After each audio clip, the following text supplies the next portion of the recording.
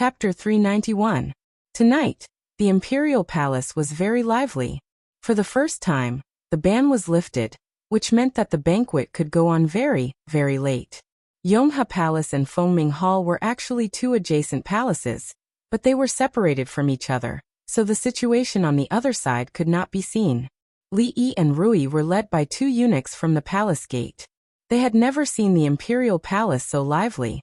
From time to time, eunuchs would lead men and women to pass by, and the number of patrolling guards in the imperial palace was much higher than usual. The imperial palace was different from other places, where one could bring a large number of maids and guards, especially on a special occasion like tonight. Therefore, only Li Yi and Rui entered the imperial palace, while Mississippi Liu and Xiaohuan stayed at home. The two did not know any other nobles, so it was actually a little awkward on such an occasion. This was also one of the reasons why Li Yi was unwilling to attend other people's banquets, even if it was the old emperor's invitation. That place is the food bureau, which is responsible for the meals in the imperial palace. Almost all the dishes that can't be bought outside can be found there. Li Yi introduced casually to Rui. The food bureau was very busy that night, and one could see servants coming in and out at every moment. It was not easy to complete hundreds of banquets. From the food bureau to Yonghe Palace, there was almost a road formed by the servants of the imperial palace. At the end of the road, when the two were about to enter Yonghe Palace and Fengming Hall respectively, Li Yi suddenly felt something. He raised his head and saw a pair of eyes looking at him from not far away. What a coincidence, Li Xianzi. I didn't expect that we would meet again so soon. Qin Yu slowly walked over with a smile on his face. Several young men followed behind him. When they saw Li Yi, their expressions changed slightly. What happened in the King of Shu's mansion last night was still fresh in their minds. Young Duke Qin was killed by Li Xianzi. They did not expect that they would meet again after only one day. It was really a case of enemies meeting each other. Looking at Qin Yu's happy face, as if he could not suppress the joy of meeting an old friend, Li Yi began to admire him a little. A madman was indeed a madman. If it was a normal person, even if they didn't fight on the spot, they wouldn't have such a completely opposite attitude. Li Yi also had a smile on his face and said, "Yes, I didn't expect that I would have such a deep fate with young Duke Qin." Let alone Qin Yu. Even the young men behind him couldn't help but be startled when they heard this. Young Duke Qin had almost chopped off his hand, and he had also made young Duke Qin suffer a lot. When the two of them met, shouldn't it be tit for tat? Shouldn't one of them die? How could it be related to fate? Madman Qin was Madman Qin. It was normal for him to do things that were beyond common sense. But what about Li Xianzi? Could it be that he was admitting defeat? If he really wanted to give in, then he was gravely mistaken. When had those who had offended young Duke Qin ever had a good ending? How could the enmity be resolved just by admitting defeat? Yes, fate is really deep. Qin Yu murmured. When he saw the woman standing beside Li Yi, a trace of amazement flashed through his eyes. After a moment of daze, the smile on his face became even more brilliant. Could this be Madame Li? The expression on his face was a little surprised, but it was just right. It seemed normal, but those who knew him knew what this expression meant. The young men looked at each other, and were slightly moved. It was obvious that young Duke Qin had taken a fancy to Madame Li. Moreover, with his relationship with Li Xianzi, they were afraid that he would not give up until he achieved his goal. With his personality, if he were to do something in secret, not even Prince Li Xian would be able to stop him. Qin Yu walked 2 steps closer to Li Yi and patted him on the shoulder. With a smile on his face, he whispered in his ear, "Madame Li Xianzi is really good." Although he was smiling, his voice was incomparably cold. The young men did not know what he said and looked slightly puzzled. Rui glanced at Qin Yu. Her expression did not change, but her eyes widened, and a terrifying aura emerged. Li Yi also smiled. This smile was somewhat inexplicable in the eyes of the young men, but in Qin Yu's eyes, it gave him a bad feeling. Just as this thought arose in his mind, he saw that the smile suddenly disappeared, and then became incomparably cold. An afterimage rapidly enlarged in Qin Yu's eyes. The next moment, it fell on his face. The severe pain instantly drowned his consciousness. Qin Yu staggered and fell to the ground. "Who do you think you are?" How dare you insult His Majesty? Li looked at Qin Yu and said coldly. This slap came so suddenly that the young men behind Qin Yu were dumbfounded. What the hell was going on? Why did it suddenly involve insulting His Majesty? Could it be that what young Duke Qin said in that man's ear was insulting His Majesty? That was impossible. No matter how crazy Madman Qin was, he would never dare to do such a disgraceful thing. Bah! Qin Yu spat out a mouthful of blood. He felt that a few teeth in his mouth had loosened. Half of his face had lost feeling and seemed to have swollen. He supported his body and slowly stood up. He could no longer maintain the smile on his face.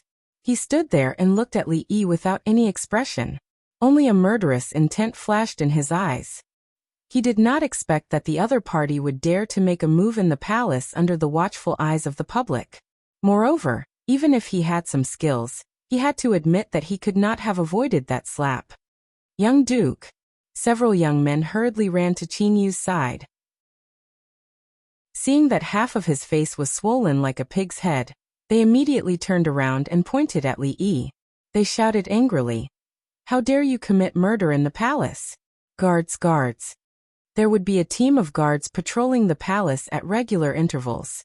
In reality, before the young man shouted, a team of guards had already trotted over. The palace was originally an important place. Tonight was a special time, so there could not be any trouble. The leader of the guards took out his weapon, and a dozen people immediately surrounded the place. Quick, this person intends to assassinate young Duke Qin. Quickly arrest him. Before the leader of the guards could speak, a young man pointed at Li Yi and shouted. The leader of the guards naturally did not believe that it was an assassination. No one dared to do so in the palace. Moreover, the person he pointed at did not even have a weapon. As for young Duke Qin, that slap was really ruthless. It was only a fight between the playboys. This was very normal. The leader of the guards quickly relaxed. What happened? The next moment, he asked with a serious face. He was a palace guard. Even if the other party was the young duke, he did not need to care. If the conflict between the two could not be resolved, he would simply arrest them and leave them for His Majesty to deal with. Didn't you see? He wants to assassinate young Duke Qin. Quickly arrest him. The people around Qin Yu were also children of influential families. Although their families could not compare to the Qin family, to be able to appear here, they would not be too inferior. When facing the leader of the guards, they were completely bossy. Qin Yu publicly insulted His Majesty. Does he not deserve to be beaten? Li Yi looked at the few people and said lightly, Nonsense. When did the young duke insult His Majesty? Why did we not hear it? You are simply framing him. Hearing this, the leader of the guards glanced at Li Yi. He thought that this person was not someone to be trifled with.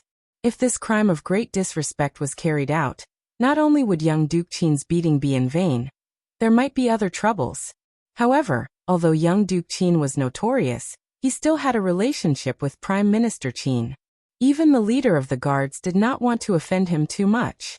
With a serious face, he was about to speak to another young man when the young man took out a token from his sleeve and waved it in front of the leader's eyes. He said, Tell me, just because he is young Duke Qin, he can insult His Majesty. Seeing that token, the leader of the guards was startled. His expression immediately became solemn and he said in a deep voice, Sir, the crime of great disrespect cannot be committed by anyone. Chapter 392. The young men in front of Qin Yu didn't see clearly what had happened, but the guard leader's attitude suddenly changed. Did he forget that the person standing in front of him was young Duke Qin? Li Yi had only heard about the function of this token from the old eunuch Changda, but he didn't expect it to be so useful. No wonder he had such a disdainful expression when he said that he could make a scene in the capital. This token was really a good thing for this guard to treat Qin Yu's grandson like this. Young Duke Qin, this is the imperial palace. Please be careful with your words and actions. The guard leader warned Qin Yu with a sullen face. He didn't take any drastic action. After all, this young man with the intelligence division token could ignore Qin Yu, but he couldn't ignore him. You. A young man in front of Qin Yu was about to speak angrily, but Qin Yu patted him on the shoulder and walked forward. He looked at Li Yi, cupped his fists and said calmly, I admire you, I admire you. People always say that I, Qin Yu, am a madman, but it turns out that Li Xianzi and I are the same kind of people. No, no, no. Li Yi shook his head and said, I'm not as abnormal as young Duke Qin. I admit that I underestimated you. Qin Yu spat out another mouthful of blood and squinted at Li Yi. Don't worry, it won't happen again. We will meet again soon. Is this a threat? Li Yi looked at him and asked. What do you think? Although half of Qin Yu's face was swollen, he still squeezed out a strange smile. If that's the case. Li Yi sighed and used his true qi to slap the other half of Qin Yu's face. He said coldly, Young Duke Qin, how can you insult His Majesty again? This time, Qin Yu directly fell to the ground, and several teeth even flew out of his mouth. He could no longer laugh, nor could he speak, because he had already fainted. Although there was only a trace of true qi in Li Yi's body, if it was channeled to a specific part of his body, it could explode with extraordinary power. The young men were dumbfounded. How could he play such a trick in front of so many people? Did they really think that the Imperial Guards were blind? One of them pointed at the leader of the guards and said, Look, look, he slandered young Duke Qin just like that. Did you see that? The guard leader's face stiffened. He roughly understood what had just happened. In Jingdo, there truly were people who acted even more arrogantly than Duke Qin. Duke Qin, who had never been at a disadvantage, had no power to retaliate in front of him.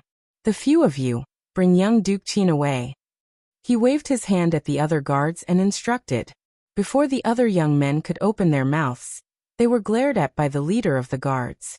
Then he smiled bitterly at the young man and said, Sir, even if you don't give Duke Qin face, you still have to give Prime Minister Qin face. Otherwise, it will be hard to explain to His Majesty. To be able to take out that token meant that he was one of the Emperor's people. Who knew if this matter had the Emperor's intentions?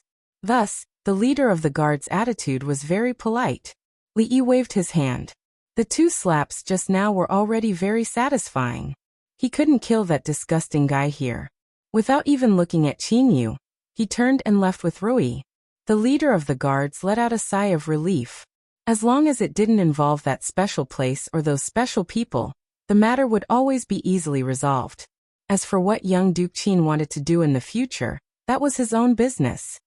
You guys be gentler. The other nobles finally realized that there seemed to be some inside story that they didn't know about. They didn't dare to be arrogant anymore, and followed closely behind the guards. That person didn't even care about young Duke Qin, so why would he care about them? Is he that young Duke Qin? The 2 of them walked side by side. Rui asked softly as she walked. Li Yi nodded. Rui also knew what happened last night. It had to be said that although the 2 slaps just now still made his palms a little numb, he was really happy in his heart, so much so that his mood became a lot better. He was not a generous person, and was not used to holding grudges in his heart. It was best if he could take revenge on the spot. If he couldn't do it on the spot, he would do it as soon as possible. Otherwise he would always keep it in his heart. It was suffocating. Ruri said softly, I also feel that he is not a good person. When others said not a good person, it was just a statement or ridicule. But whether it was said by Rui or Rui, it had another meaning. Although Rui was usually gentle and demure, if one really counted, she had killed many people, even far more than Mississippi Lu. In the early years, she had killed all the outlaws wanted by the government. In her opinion, Qin Yu might not be much different from them. What took you so long? A familiar voice came from the front. Li Yi looked up and saw Li Xian walking over quickly. Hello, sister-in-law. He first cupped his hands and bowed to Rui, then looked at Li Yi and asked, I saw Qin Yu pass by here. You didn't see him, did you? I saw him. Li Yi nodded and said. He didn't say anything? Li Xian asked doubtfully. Li Yi thought for a moment and said, I don't think he didn't. Li Xian shook his head, thinking that this was the imperial palace. Even if Qin Yu had 10 times the guts, he wouldn't dare to do anything here. He put this matter to the back of his mind and said, I have a new idea. After saying this, he turned his head and looked at the woman behind him, saying, Qin heir, you and sister-in-law go to Her Highness' place first. When the banquet is over, we will go find you. The princess nodded and walked to Rui's side. She very naturally held her hand and smiled, saying, "Sister, let's go in first. This is the princess, Li Xian's wife." Rui had never seen the princess before, so Li Yi introduced her to her. Rui nodded and said, "Then we will go first."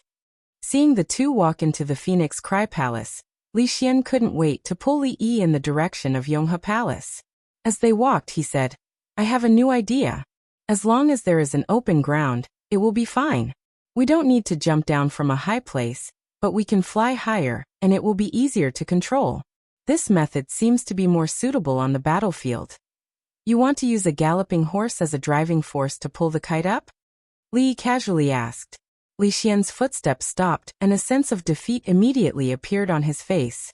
He then looked at Li Yi bitterly and asked, "Do you know why you didn't tell me earlier? Do you know how long it took me to think of this?" Li Yi couldn't bear to hurt him and said, "I just thought of it. To be able to think of this, you are already very amazing." Chapter 393. When it came to Li Xian, Li Yi had always adhered to the principle of "if you don't ask, I won't tell. If you tell, I'll tell." With Li Xian's perpetually high curiosity signal, all he had to do was throw a few modern physics textbooks at him, and he would be deeply engrossed in it. This guy even called her Qin, or just now.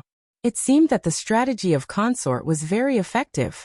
He couldn't bring him back to that path of no return. Li Xian's frustration only lasted for a moment before he put it to the back of his mind. He began to discuss with Li Yi how his idea should be implemented and the various details. He even took out an intricate drawing from his sleeve. The two of them sat at a table in the corner and discussed in low voices. The old emperor's banquet was held in Yonghe Palace. However, a small palace couldn't accommodate so many people. To ensure that there was enough space, the palace was filled with short tables that extended all the way to the open space outside the palace. Those who didn't have the status to enter the palace could only sit in the open space outside the palace. Even so, it was still a great honor for them. Li Yi could be considered to have a small status now. If he were to be ranked, he would at least be able to occupy a small spot in the palace. At this time, the banquet hadn't officially started and the emperor hadn't arrived yet. Many of the officials were like him and Li Xian, chatting and laughing in low voices. With nothing to do, Li Yi's gaze fell on the drawing that Li Xian had spread on the table. After a moment of shock, he said, "This drawing was drawn by you? I haven't seen you for a few days and you've improved a lot." Although Li Yi, who was from an engineering background, had forgotten all his previous professional knowledge, drawing was a basic ability that he had not lost until now. Especially after studying drawing, his level was several levels higher than before. The drawings that Li Xian drew in the past could only be called concept drawings. They were ugly beyond belief. It had only been a few days since they last met, but he was able to draw such a neat drawing that it looked like a work of art. How could this improvement be described with the word fast? Li Xian laughed dryly and said, "Of course I didn't draw this. Qin is skilled in the art of painting, so I asked her to draw it for me." Li Yi shook his head. Qin were so intimate. It was really not easy for His Highness to be enlightened in this aspect. From the perspective of a friend, Li Yi felt very gratified. Finally, he didn't have to worry about his sexual orientation, or whether he would have designs on him. Li Xian was the crown prince and was highly valued by the emperor, so his seat was naturally not next to Li Yi's. However, a fifth-ranked official next to Li Yi had been kicked off somewhere by Li Xian, so he naturally occupied the other's seat. "How much do you know about Qin Yu?" Li Yi casually asked. Li Xian furrowed his brows and said, "This person is a complete scoundrel, or perhaps a madman. He does things without any rules like a mad dog. When he's angry, he doesn't distinguish between friend and foe. If it was just him, naturally no one would be afraid of him. But with the addition of Prime Minister Qin's manner, there aren't many people in the capital who are willing to offend him." Li Yi asked again. "In the entire capital, is there really no one who can control him?" Li Xian shook his head and said, "That's not the case. The problem is that although Qin Yu is arrogant, it's only because he doesn't cultivate morality. He doesn't touch the interests of the nobles. Out of respect for Prime Minister Qin, Very few people are willing to meddle in his affairs. On the other hand, Prime Minister Qin is very strict with him. Every time he causes trouble, he will be grounded at home for a period of time. However, after he is released, he is still the same. To tell the truth, when it comes to that mad dog, even I don't want to have anything to do with him. Li Xian looked at him and said, however, you don't have to worry. His methods are useless on you. Furthermore, with his personality, he didn't say or do anything just now. It's clear that he doesn't care about you. In Li Xian's view, the person who offended Qin Yu the most last night was himself. The person Qin Yu hated the most was presumably him. This was also the reason why he made a move. He didn't do anything. Li Yi smiled and said, it's just that I slapped him twice just now, knocked out a few of his teeth, and knocked him unconscious. Li Xian looked at him. The host of tonight's banquet was, of course, the old emperor. In reality, as long as it was in the Jing kingdom, no matter the occasion, he was the only host. However, tonight, in addition to Emperor Jing, who was shining as always, there was another person who was also shining brightly. It was a middle-aged man with a thin face. He was not tall and was sitting in front of the generals. Even when Emperor Jing praised him in front of all the civil and military officials, he still had a solemn expression on his face. It seemed that he was out of tune with the atmosphere of tonight's banquet. However, no one thought that he was abnormal because he was the most serious person in the Jing kingdom. Because he was Su Dingyuan, the god of war of the Jing kingdom. It was also the first time that Li Yi saw this legendary general. However, because he was a little far away, he could only see a silhouette and could not see what he looked like. Fortunately, he was not curious about the god of war's appearance. Instead, he was more interested in the singing and dancing in the middle of the hall. The standard of the court musicians and dancers was not just for show. As the king of a country, he definitely wanted to keep the best things in the palace. These entertainment programs were many times more professional than what Li Yi had seen in the brothel. Li Xian clearly didn't have the same level of appreciation. At this moment, he was still muttering, with that madman's personality, you guys won't rest until you're dead. Who knows what that madman will do? Why don't you just kill him secretly? Li Xian turned to look at Li Yi and said, you have a lot of evil ideas. Think about how to kill him secretly. That guy, once he is dead, everything will be over. Your Highness, who do you want to kill? Do you need my help? A rough voice came from behind. Li Xian was shocked and quickly turned his head. When he saw the old man in luxurious clothes standing behind him, he smiled awkwardly and said, General Shui, you misheard me. I am the supervisor. How could I do that kind of thing? Looks like this old man is getting old. My ears aren't as good. The white-haired old man with a ruddy complexion laughed and said, this is General Shui. To cover up his embarrassment, Li Xian hurriedly introduced him to Li Yi. He only said this because he believed that Li Yi must have heard of General Shui's name. If General Su Dingyuan was the current god of war of the Jing kingdom, then before him, this title had always belonged to the old man in front of him. As long as it was a citizen of the Jing kingdom, who had not heard of his name, even General Su was a student taught by him. General Shui? Li Yi was stunned for a moment. When he regained his senses, he immediately stood up and said, greetings, old General Shui. Haha, old Shui, let's see what you can brag about in the future. What do you mean by the national general that everyone knows in the Jing kingdom? I have never heard of your name. Another burst of laughter came from behind. Soon, a few figures walked in front of the three of them. General Shui, who had spoken earlier, now had a face as black as the bottom of a pot. There was a hint of shame and anger on his face as he stared at Li Yi with his bell-like eyes and said loudly, boy, have you really not heard of my name? Chapter 394. He was indeed a general. Although the old man was old, his body was still strong. Although his eyes were as big as copper bells, he did not look imposing. However, Li Yi did not understand. He was not born and raised in this world, so how would he know the name of this old general? He was not Shui Ringgui or Shui Zhiqian. It was not strange that he did not know his name since he had never heard of his stories or songs. Aya, the moonlight tonight is not bad. Old General Shui, please have a seat. I'll go out and look at the moon for a while. Excuse me. Li cleverly changed the topic. He did not want to embarrass the old general or himself. Ha ha ha ha. The people behind General Shui laughed even louder. They also felt that this young man was too ignorant for not knowing Shui Wanqing's name. After all, for a young man of his age, he should have heard of this name since he was a child. However, being able to personally witness the most arrogant fellow among them being humiliated made them feel rather delighted. This is General Shui Wanqing. Li Xian reminded him in a low voice. There was only one General Shui in the Jing Kingdom. If Li Yi did not know him, he could not do anything about it. It's General Shui.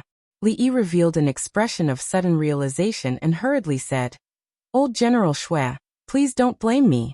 This is the first time I've attended a banquet of this level, so I was a little nervous and didn't remember. Old General Shui's name is really well known. I've heard of your deeds since I was young. To be able to meet you today is really the honor of 3 lifetimes. Who didn't know how to say polite words? From the looks of it, this old general was really a celebrity. In order to express the joy and excitement of a fan meeting his idol, Li felt that he had used all the acting skills he had learned in 2 lifetimes.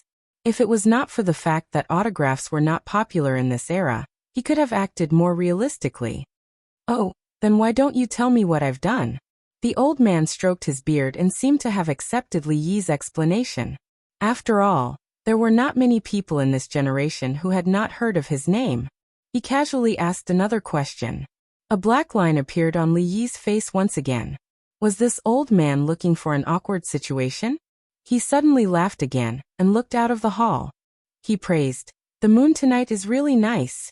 Old General Shui exerted some force and pulled a few strands of beard from his chin. Li Yi and Li Xian were surrounded by a group of generals. I say, was Tian Fa really created by you? The famous General Shui sat in front of Li Yi and said as he tore apart a juicy chicken leg. Li Yi didn't dare to say that the reason the drumstick was still there was because he had accidentally dropped it on the ground. Hearing his words, Li Yi glanced at the old emperor's seat and didn't say a word. Even if Li Xian asked him about this, he would not be able to get any useful information. Hearing the 2 words divine punishment, Li Xian's spirit was clearly aroused. He hurriedly pricked up his ears to listen. Not bad, kid. Remember, you can't tell anyone except His Majesty. General Shui nodded and said with satisfaction. But, after he said that, he suddenly changed the topic and said, that thing belongs to the military. Although we don't know the formula, the old guys here know better than anyone else how many things it can contain, and how many people it can kill. You don't have to hide it. Only then did Li Yi realize that the people present were the most senior group of people in the Jing Kingdom's military.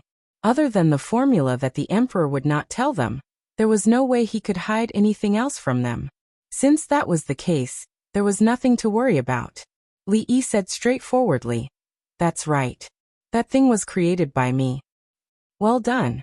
Another old general patted his knee and did not hide the admiration on his face.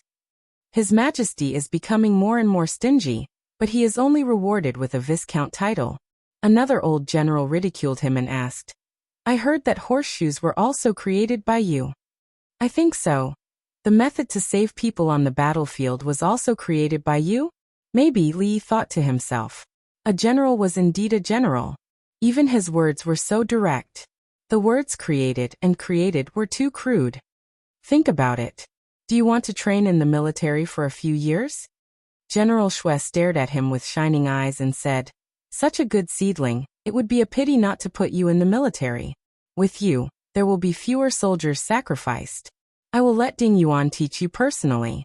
Who knows, maybe in a few years, the Jing Kingdom will have the youngest general in history. Li Yi's eyelids twitched. It was already scary enough to be an official in the imperial court. What would happen if he were to enter the military? How long would it take to see Rui if he had to face a bunch of rough men every day? Moreover, who would be willing to be taught by that stern face? He rejected old General Shui's suggestion without even thinking about it. When he habitually looked at the moon outside the hall, General Shui impatiently waved his hand and said, Stop looking. There is no moon tonight. Li Yi retracted his gaze and picked up the teacup on the table. He carefully examined it and could not help but exclaim, The workmanship of this cup is really exquisite. I wonder where it was made. General Shui's face darkened and said, just like what His Majesty said, you are a little kid. You are so young, but you are so ambitious. How many people have begged for it, but you do not care? Are you planning to be a lousy county magistrate for the rest of your life? Ah, what material are these chopsticks made of? Don't tell me they are made of jade? This is the palace after all. Even chopsticks are so luxurious. The few old generals looked at each other speechlessly. They knew that their plan to recruit him into the military was going to fail. Horseshoes, heavenly punishment, and even the method to save the injured soldiers. Every one of these matters was extremely important to them. If such a person could not be used by the military, even the heavens would not allow it. When they first made this request to His Majesty had said that as long as they could get his consent, he could be trained in the military. They thought that it would be a simple matter if they worked together. Who would have thought that when faced with old Shui's straightforward recruitment, he would actually study the teacup and chopsticks? No matter how much they had prepared, it was useless in this situation. If it was someone else, they would not care so much. They would first kidnap him into the military. Once there, His Majesty's words would not be of any use. However, His Majesty had clearly said that they were not to force this young man in front of them. If they did not force him, they would not know where to start. Even when they were surrounded by the enemy, the few old generals had not had such a headache. Chapter 395. Forget it, forget it. If you don't want to go to the army, I won't force you. But remember, if you encounter any problems in the future, you can come to us old fellows. Let's not talk about other things, but we can protect you in the capital. Just as Li Yi was about to go against his conscience and praise the table in front of him for being rare, old General Shui seemed to have given up and finally waved his hand. There's still one thing that I don't understand. Li Yi finally regained his composure as he looked at old General Shui. You want to ask us why we old fellows are so nice to you? Old General Shui asked without even lifting his head. Li Yi thought to himself that these old generals weren't as rash and boorish as they appeared to be. Their words and actions were clear and logical, and they could even think of things that he couldn't think of. After all, they were old men who had lived for decades and were older than both of Li Yi's lifetimes combined. They could see through Li Yi's thoughts with a single glance. The old fox had grown into an old fox. When he met these old generals or old men in the future, he must not underestimate them. You'll understand when you actually arrive on the battlefield. Old General Shui said faintly as a look of reminiscence appeared on his face. No one knew better than these old generals how powerful the thing he had invented was on the battlefield. Which of the old generals present hadn't killed their way out of a mountain of corpses and a sea of blood? They had experienced countless battles in their lives. Without them, the Jing kingdom wouldn't have existed. In every battle, it was their brothers and comrades who sacrificed themselves. The family of generals had been on the decline since ancient times. No one knew when or where a descendant of the family of generals would die on the battlefield. The young man in front of them had given them a huge gift, a huge gift. Compared to this huge gift, a small repayment was not worth mentioning at all. It was just that Li Yi hadn't realized this yet. As he watched the old generals leave, Li Xian immediately cast an envious gaze over. For old General Shui to say such words, it means that he really values you. With so many old generals standing behind you, you can do whatever you want in the capital city in the future. Li Xian was really envious. These old generals had fought for the country all their lives. Their fathers, themselves, and their descendants had all done their best for the country. What they did was the most dangerous and important thing. Because of this, His Majesty attached great importance to the family of generals. It could even be said that he favored them. In the capital, these old generals were unreasonable existences. Even if Li Xian met them, he would have to be respectful. Li Yi inexplicably received the old general's promise. Apart from feeling surprised, he was also happy. He looked at Li Xian and asked, "Walk sideways? Does that mean that the next time I meet the king of Shu, I can slap him hard?" Li Xian was stunned for a moment. It took him a while to react. He shook his head and said, "The king of Shu is a prince. His face is the face of the royal family. If you slap him, you will be slapping the royal family. The king of Shu will not forgive you, and neither will Uncle Huang. Is that so? Li Yi couldn't help but feel a little disappointed. Other than slapping the king of Shu, he didn't seem to have anything else that he wanted to do but couldn't. Then he thought of something and asked, "What about killing Qin Yu?" When Li Xian heard this, he immediately became interested. He whispered, "That's possible, but you have to do it secretly. Don't get caught. Prime Minister Qin isn't someone to be trifled with. If something really happens, even Uncle Huang won't be able to protect us. In short, this matter can't be done hastily. We have to plan it carefully." Just as Li Yi and Li Xian were discussing how to kill Madman Qin without being discovered, on the other side of the hall, Prime Minister Qin was chatting with a few other officials. Then he walked back to his seat, looked around the hall, and furrowed his brows. At this moment, a young man hurriedly came from behind and said, "Grandfather Qin, it's bad. Young Duke Qin he. What did this bastard do this time?" After a moment, Prime Minister Qin frowned and looked in a certain direction at the entrance of the hall. "I think it's a good idea to hire someone to kill Qin Yu. Qin Yu doesn't have many guards. If we hire a powerful assassin with a lot of money, we can make him disappear forever. Even if we are caught, they won't be able to find out our identities. Qin Yu has too many enemies, and there are too many people who want him dead." Li Xian felt that he had come up with a brilliant idea. In his complacency, he raised his voice. However, he didn't notice that an official dressed in a scarlet official's robe was already dumbfounded. Through his idea, Li Yi summed up 18 ways for young Duke Qin to die. He inadvertently raised his head, and seemed to see someone looking in his direction. When he looked carefully, he only saw the figures of a few unfamiliar officials. The feeling just now seemed to have never appeared. He shook his head and began to think about other things. He had Li Xian to accompany him here, so he had someone to talk to. He didn't know how Rui was doing.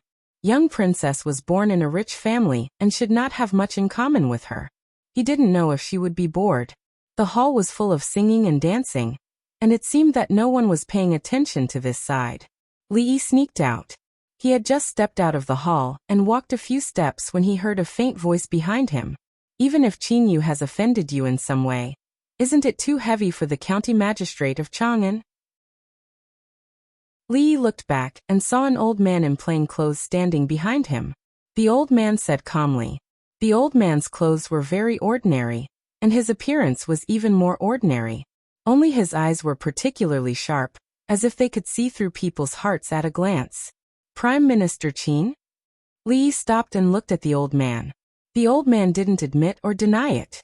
After a moment, Li Yi smiled and said, "Prime Minister Qin, you know what kind of person Qin Yu is. I think you have a conclusion in your mind whether I was heavy or not. Why do you say this?" The old man frowned slightly.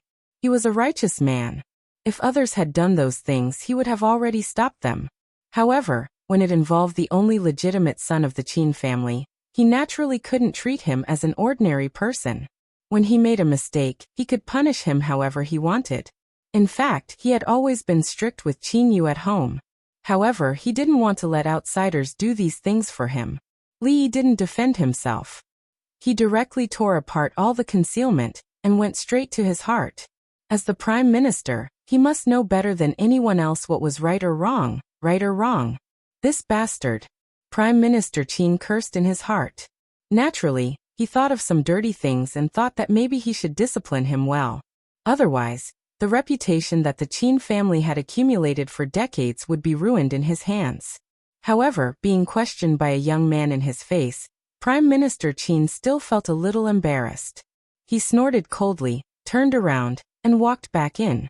Li Yi curled his lips. This old man still cared about his face. His impression in Li Yi's heart slightly increased by 0.01 points. He didn't know if the Empress's birthday banquet was over. He walked out of the hall and took a look. No one came out, so it should still be in progress.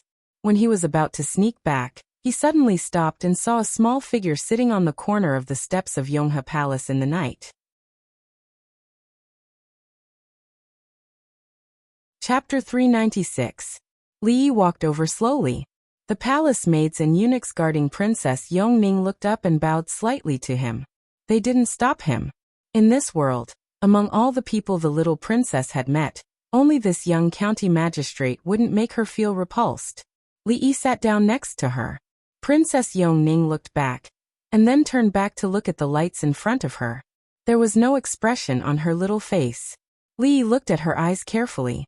Even in the dark, there was light in them, but there was no life in them. He had seen closed and depressed eyes before, and they seemed to be different from the eyes in front of him. This made Li Yi feel that the situation wasn't that bad. It seemed that she just didn't want to talk to people. Of course, this was something to be happy about. Li Yi sat for a while, then stood up and walked into the hall. The little girl's face was slightly tilted at an unnoticeable angle. The light in her eyes dimmed slightly. She grabbed the hem of her robe a little harder, then quickly loosened it. After a while, she stood up and prepared to walk to the palace in the distance. It was dark and quiet there. She wouldn't go there unless she was sleeping. "Are you leaving?" A familiar voice suddenly came from behind. She stopped in her tracks and slowly turned around. Li Yi had a chicken leg in his mouth and 2 plates in his hands. He put them on the well-lit steps. Hurry up, hurry up." He waved at Li Xian, who was also holding something in his hands. Although Li Xian's eyes were puzzled, he still put the things on the steps. "Okay, put the things down and you can go back." "Oh right, see if there's any grape wine on the table. If forget it, wine is still wine. I don't need it." Li Yi waved his hand and said to him. Li Xian didn't care about Li Yi's behavior. Instead, he was surprised by the way Li Yi acted. He looked at Princess Yongning in surprise and turned to leave. "Do you want some?" Li Yi handed a pair of chopsticks to the little girl. When he was sitting inside, he actually didn't have much appetite. He wasn't interested in even the most exquisite dishes. Instead, he felt that eating on the steps outside was more atmosphere, mainly because it was quiet. There wouldn't be Li Xian nagging by his ear, and there wouldn't be those old generals bothering him. Princess Yongning didn't speak. Until now, Li Yi hadn't heard her say even a word. "I have to leave for a while," Li Yi said as he ate. "So, we might not see each other for a long time. When I come back, I'll treat you to a good meal." Yongning only lowered her head to eat, and did not respond to Li Yi's words. Li Yi was already used to this kind of silence. Seeing that she liked to eat the dish next to him, he switched the dish next to her. Then he put down his chopsticks and quietly looked at the palace wall in the distance. From time to time, there would be some noise coming from inside the palace. In the distance, there was a tall palace wall that stretched as far as the eye could see. It was like a cage, causing people to involuntarily have a suffocating feeling. At this time, Li Yi thought of something he hadn't thought of for a long time. He had been here for half a year. What was the other world like? Forgetting was human nature. Except for a few people, no one remembered who he was. When he first came to this world, he would think about how to go back almost every day. It had been a long time since he had thought about this. At this moment, he did not immerse himself in such emotions for long, because people started coming out of the palace behind him. The banquet was over. Li Yi stood up and waved to the little girl. "See you next time." When he walked outside, a middle-aged palace maid came over and begged, "I hope you can come to the palace often to see the little princess. It's not easy for the little princess." Li Yi looked at her and nodded. He looked back at the little girl sitting on the steps and walked to Li Xian, who was waving at him. Just as he disappeared behind a wall, Princess Yongning stood up. Several eunuchs and palace maids hurried over and led her to the depths of the palace. As if it had been planned, the banquet of the old emperor and empress ended at the same time. When Li Yi and Li Xian walked to the front of the Phoenix Cry Palace, they saw the women coming out of the palace. There were quite a few people waiting outside the hall like them. After all, many of the people who came to the imperial palace tonight were husband and wife. Li Yi and Li Xian waited until almost everyone had left before the figures of the crown princess and Rui appeared in their line of sight. To be more accurate, it was not 2 people, but 3. When Li Yi saw the woman and Rui walking side by side, his body shook. Surprise and astonishment flashed across his face. Then his expression became extremely complicated. How could it be her? Although she was about the same age as his aunt, the last time he saw her, she had only been in her early 20s. Now she was so haggard, particularly from the white hair occasionally peeking out from her temples. It was difficult to imagine what she had experienced during this period of time. If there were people in Jingdo that Li Yi did not want to face, Qin Yu would not be in the top 10, and the old emperor would not be first. This young lady of the Chen family was the one he did not want to see the most. Since he had accepted Li Yi's identity, when he met this young lady of the Chen family, he could not help but feel guilty. Normal people would not be able to understand this kind of feeling. Even if the original owner of this body was still alive, he would not be able to understand the conflicting and complicated feelings in his heart. It was nothing, don't worry about it. When Rui walked over, she was still smiling and talking to the woman. The woman only smiled. When she saw a certain figure standing not too far away, her body trembled slightly, and a hint of excitement flashed in her eyes. Soon after, she seemed to have thought of something, and that hint of excitement quickly disappeared, replaced by a hint of pain. My husband and Li Xianzi are already waiting for us there. The crown princess smiled and looked at the woman. I don't know if your family has come. We will be leaving first. The woman nodded, and then raised her head to look at Li Yi. She said, Your wife is very good. You know my husband? Rui looked at her with some surprise and asked. This time, the woman did not reply. She walked forward on her own, and quickly disappeared from everyone's sight. Husband, this. Rui looked at the woman's departing figure, and then looked at Li Yi. Her heart was filled with confusion. It's a long story. We will talk about it when we get back. Li Yi sighed and felt inexplicably suffocated in his heart. Seeing such a story in an opera would not be able to move people much. However, when it really happened in front of his eyes and he saw the change of the woman in just a few days, from her beautiful face to her old face, from her fine black hair to her white hair, Li Yi could only sigh in his heart and curse his sins. Li Minghan, you are a mother * king bastard. In the end, he could not help but curse in a low voice. Who is a bastard? Li Xian turned his head to look at Li Yi in confusion. He thought that even Qin Yu had not been scolded like this. It seemed that the person he cursed just now must have offended him greatly.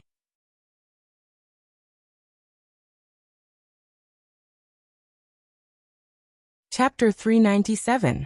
Just now, a palace maid dropped a tray and almost hit that lady. I happened to be next to her, so I just happened to help her. Later, she took the initiative to tell me many things about the capital. Does my husband know that lady? In the carriage, Rui told Li Yi about what had just happened. Li Yi sighed. There was no need to hide this matter from Rui. He told her the cause and effect of the matter from beginning to end. Something like this happened? Rui was shocked. She didn't expect that the lady she got along well with just now would have such a grudge against the Li family, and it even involved her late father-in-law. This was the first time she heard about the past, so she felt a little sad. She felt that the lady was too pitiful, but she didn't curse like Mississippi Lou. Seeing that Li Yi seemed to be a little depressed, she quickly comforted him. My husband, you don't need to blame yourself too much. After all, you weren't born at that time. It's not your fault. Seeing her like this, I still feel a little sad, Li Yi said, because my husband is a good person. Rui smiled and said, even if this didn't happen to us, my husband would still feel bad. Li Yi shook his head. Li Minghan had already passed away, so this matter had become a dead knot that couldn't be untied. Even if he felt a little guilty, he couldn't do anything about it. He drove this thought out of his mind, looked down at Rui, and revealed an evil smile. He whispered, whether your husband is a good person or not, you'll know tonight. Rui was stunned when she heard this. Then she seemed to think of something, and her pretty face began to burn. Our Qin family's face has been completely lost because of you. In the Qin family, a middle-aged man in a brocade robe pointed at Qin Yu, who was sitting in the hall, and said angrily, how can the Qin family lose face for me? Both sides of Qin Yu's face were still swollen, making him look quite miserable. Facing the middle-aged man's reprimand, he didn't mind it at all. He picked up the teacup beside him and took a sip. You unfilial son, what did you say? The veins on the middle-aged man's forehead bulged as he strode over. He raised his hand, but when he saw Qin Yu's swollen cheek, he didn't lower his hand. Enough. Qin Xiang, who had been silent all this time, finally spoke. He looked at Qin Yu with disappointment and said, "Recently, there has been a storm in the imperial court. Our Qin family has also been involved. You'd better restrain yourself." Qin Xiang didn't say anything about Qin Yu's injury. He subconsciously thought that his grandson had done something shameless again. If this matter was blown out of proportion, he was afraid that it would be even more difficult to clean up. After this incident, it might not be a bad thing for him to restrain himself a little and be fearful of him. Restrain. A sarcastic smile appeared on Qin Yu's face as he said, "When you killed my mother in front of me, did you ever think of restraining yourself? Unfilial son, what did you say?" The middle-aged man's body shook when he heard this. He fiercely slammed the table next to him and grabbed Qin Yu's collar. His eyes looked like they were about to pop out of their sockets. "What? Did I say something wrong?" The sarcastic expression on Qin Yu's face became even stronger. He didn't fear the middle-aged man at all, even if the other party was his father. The faces of several core members of the Qin family in the hall suddenly changed. They were also one of the participants in that incident, so how could they not remember? The Qin family's scholarly family valued reputation and chastity the most. How could a woman who didn't abide by the rules of a woman become the first wife of the Qin family? A family's shame shouldn't be aired in public. That incident couldn't be made public, and it also couldn't tarnish the Qin family's reputation. So, including the head of the family at that time, they strangled the woman to death in front of the Qin family's ancestors. However, who would have thought that Qin Yu, who was only 8 years old at that time, was hiding under the table in front of him and watching his mother being strangled to death by his father with his grandfather and uncles standing to the side. This matter had almost become a taboo in the Qin family. At this time, when Qin Yu brought it up again, everyone felt that they had lost face. Because of Qin Yu, the Qin family had lost face in front of outsiders many times. Qin Xiang closed his eyes, and the blue veins on the back of his skinny hand constantly pulsed. After a long time, he squeezed out a few words from between his teeth. "Qin Yu is grounded at home for half a year. Without my permission, he is not allowed to take a step out of the Qin family." After saying this, he slowly stood up and quickly disappeared from the hall with the help of an old servant. Everyone, including the middle-aged man, after glancing at Qin Yu, also stood up and left. Qin Yu reached out and touched his cheek. Because of the pain, the corners of his mouth twitched instinctively. He said with some regret, "Half a year, it's really a bit long.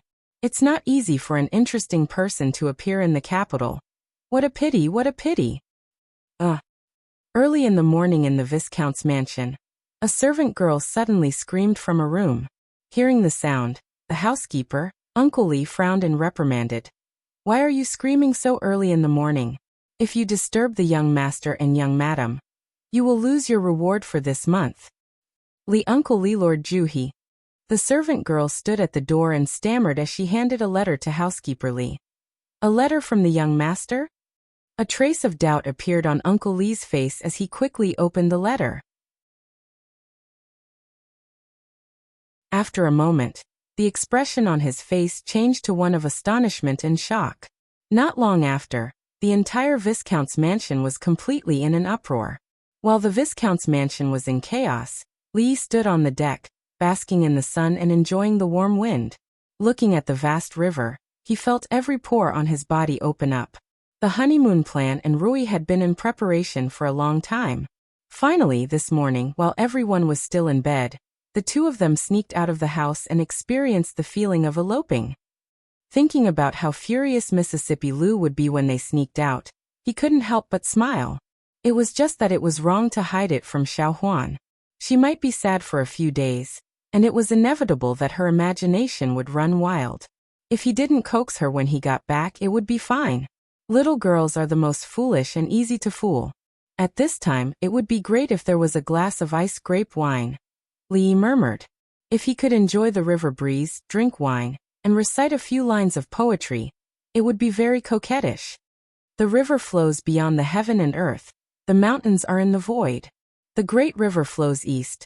The waves wash away all the heroes of the ages. The lonely sail is far away in the blue sky, only. What is this river called again? Suddenly, a slender hand reached out from the side, two slender fingers holding a wine glass. The glass was clear and transparent, exuding a familiar intoxicating smell. If it wasn't his favorite grape wine, what else could it be? He subconsciously took the wine glass, and the next moment, Xiao Huan's soft voice came over. Young master, we can't find ice on the boat, so we can only make do. It was fine if he couldn't find ice, but it was good enough to have wine. His little maid was the most considerate, always delivering what he needed the most at the critical moment. As Li Yi thought so, he drank the wine in one gulp. Then he realized that something was wrong. When he turned his head, he saw the little maid standing behind him, smiling like a flower. Then he looked to the side in the direction of the grape wine, and saw Mississippi Lu looking at him with a sword in one hand, a cold smile on her face. Flirtatious, continue flirtatious.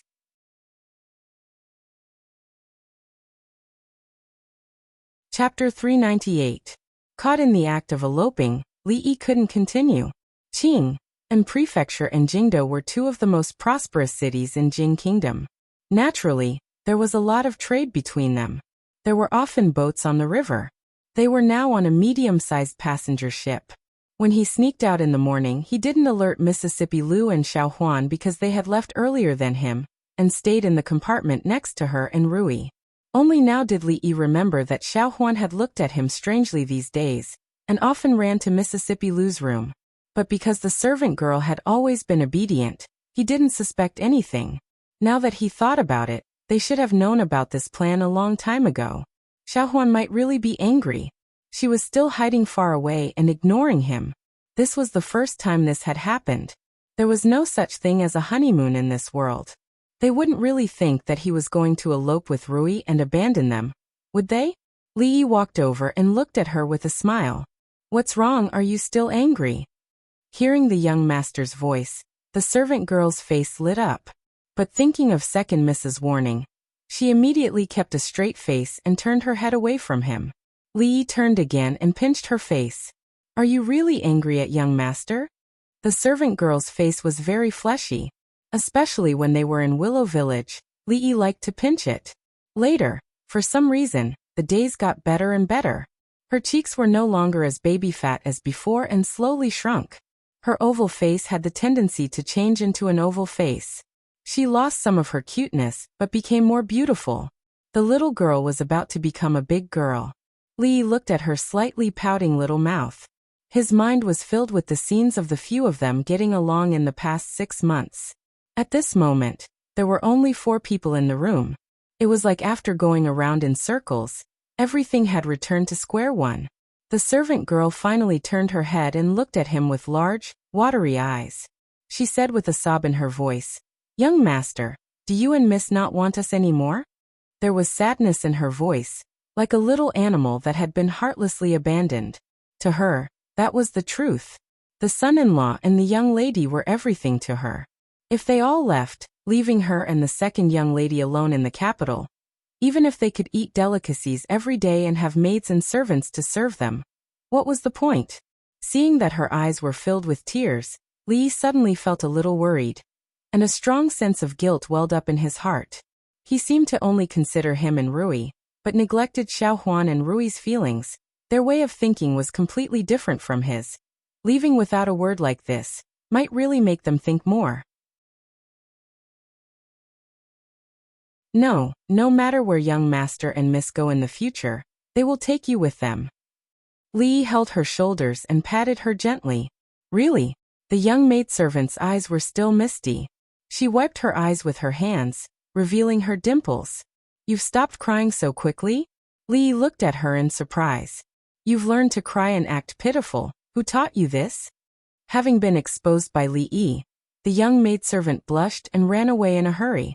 Ignoring her little thoughts, Li Yi sat back down at the table and continued his unfinished work. The distance from the capital to Qing and Prefecture was not very far. Following the river, if the speed was fast, it would only take a day and a night to arrive. However, this passenger ship was not transporting any important goods, and there was no urgent matter, so there was no need to travel so quickly.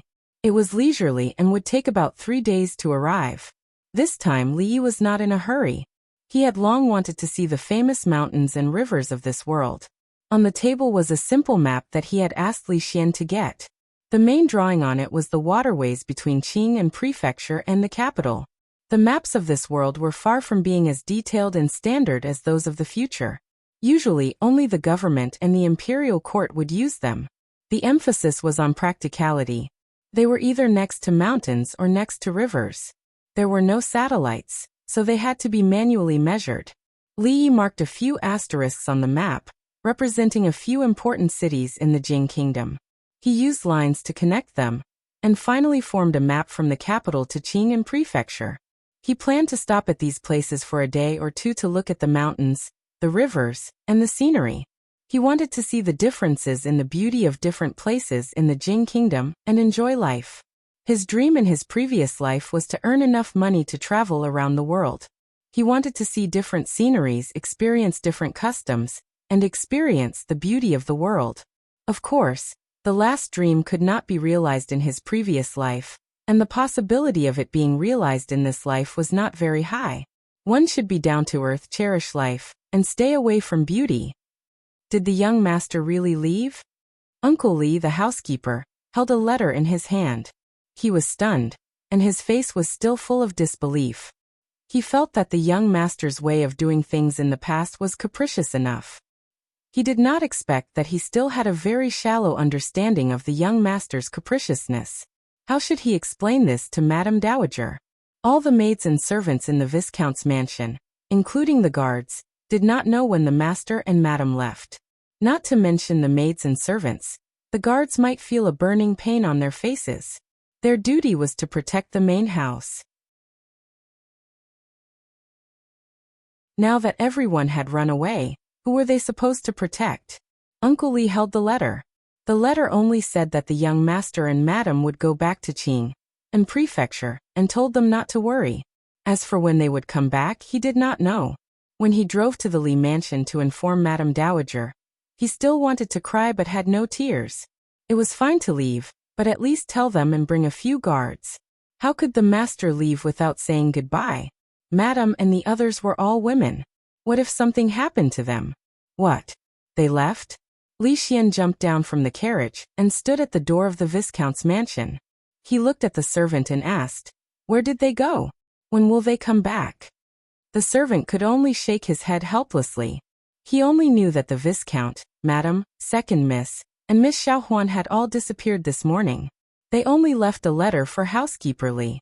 As for more things, it was not something that he could come into contact with. Li Xian broke into the mansion in disbelief. After a long time, he came out with a dumbfounded face. They left just like that. He originally wanted to find Li Yi to talk about some of his new ideas and have a meal. He did not expect to receive such news. This immediately made him feel disappointed. Go back. He looked back at the Viscount's mansion and got into the carriage with some depression. They really left just like that. Not long after, in the depths of the palace, Emperor Jing looked at the paper on the table and showed an expression of not knowing whether to laugh or cry.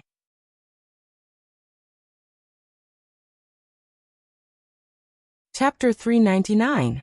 In the capital, there was a vast piece of flat land behind the Crown Prince's residence.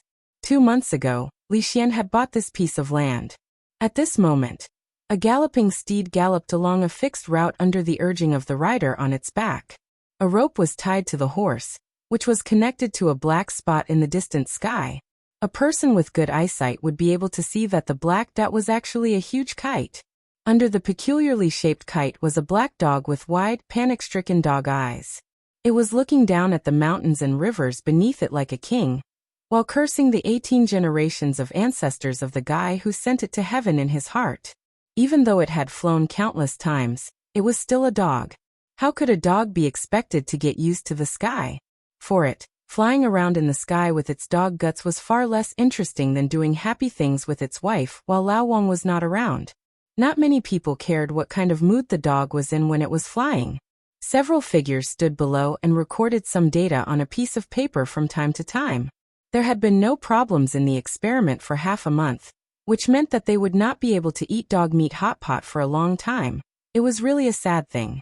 At noon in April, the weather was sunny, but it was actually a bit hot. Craning his neck for a long time was tiring and also a bit hot. Li Xian took off his outer robe and threw it on the grass beside him. My husband, several concubines in the palace have sent people to ask what kind of perfume will be released next. The madams of those noble families have also invited me many times. The crown prince's wife walked over from a distance, followed by a faint fragrance. Smelling his favorite orchid fragrance, Li Xian was slightly refreshed and said, "Didn't I say that Uncle Huang can't smell that kind of fragrance? What do these concubines want?" A wry smile appeared on Crown Prince Consort's face. Princess Yongle, Li Xianzi, and their family had cooperated in the perfume business, which had caused an unimaginable sensation in the capital. All women, regardless of their status, were infatuated with it. Several perfume shops in the capital had already closed down a month ago. His Majesty's concubine was also a woman with the most distinguished status. How could she be inferior to ordinary people in this kind of business? Even her maiden family had hinted that they wanted to cooperate with her several times. She couldn't imagine how much profit this perfume business would bring if even the Wang family couldn't help but be tempted. However, there was no trace of Li Xianzi during this period of time. Princess Yongle never cared about the business. The perfume business had always been managed by Li Xianzi's residence. As the mistress of the crown prince's residence, she had received countless invitations during this period of time. Naturally, she had become unusually busy. If it was anyone else, it would be fine. However, they are all concubines after all. It's not good for them to not reply. She handed a small and exquisite wine pot to Li Xian, glanced at the black dot in the sky, and turned her head back. This matter is not urgent. Let's talk about it in a few days. Li Xian held the wine pot in his mouth and gulped down a few mouthfuls. He had learned this way of drinking from Li Yi. Of course, both of them couldn't hold their liquor well, so they could only drink the grape wine in this way. After a while he put down the wine pot, wiped his mouth and asked, "What date is it today?" The concubine thought about it and said April 8th. April 8th, it's been 2 months. Li Xian stared into the distance and mumbled in a low voice. It's been 2 months. Where are they? Inside the Hall of Diligent Government. Emperor Jing put down a document and walked out with his hands behind hhis back. Only after breathing in the fresh air did he feel much better. Your Majesty, they have been in Yuezhou for 5 days. They should be arriving at the Qing'an prefecture soon. Changde stood behind Emperor Jing and said in a low voice, "What a lazy young man. I am about to die from exhaustion in the capital." He, on the other hand, played around for 2 months. If all the officials were like him, my Jing kingdom would have fallen a long time ago. Emperor Jing complained with a smile. Emperor Jing complained with a smile. There was a hint of envy in his tone as he said, "Sometimes, I also envy him. Although I am the ruler of a country, I am far less carefree than him." "How about this old servant? Summon him back?" Changde asked tentatively. Emperor Jing waved his hand and smiled.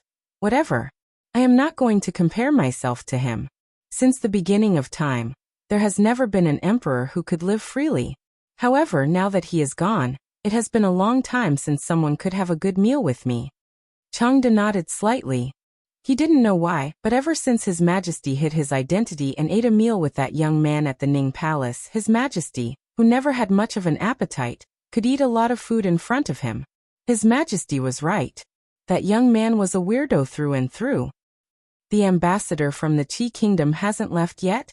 Emperor Jing casually asked. Changde said, "No. The third prince of the Qi kingdom is staying at the Honglu temple. He strolls around the capital every day, and even visits brothels a few times. However, he hasn't done anything else.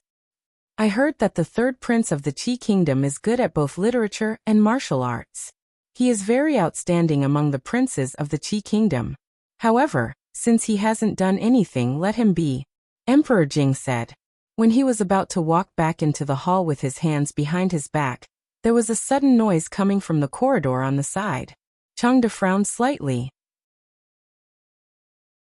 Recently, the concubines in the palace had been addicted to the perfume. However, County Magistrate Li had told His Majesty to stay as far away from that thing as possible. Changde naturally wouldn't let those concubines get close to His Majesty. These days he had stopped many of them. Imperial father, Imperial father. This time, it was obviously not a concubine. Princess Xiaoning pushed away 2 guards and trotted over to Emperor Jing. She said happily, "Imperial father, why are you here? It took Xiaoning a long time to find you." Emperor Jing touched her head lovingly and said, "What's wrong? Do you want to go out of the palace to play with your brother Xian again?" Xiaoning blushed and said, "Imperial father, I'm not as playful as you think. Besides, brother Xian isn't playing. He is making something that is very useful to the Jing kingdom." Emperor Jing smiled and said, "Well, Imperial father is busy. Tell me, what are you looking for me for?" "Oh, I almost forgot." Princess Xiaoning heard this and immediately waved to the back. She said, "Bring it here quickly." Then she turned to look at Emperor Jing with a smile and said, "Imperial father, I just made soup. If you're tired of reading the memorials, you can have a taste." Soup. When Emperor Jing heard this, he seemed to think of something terrible.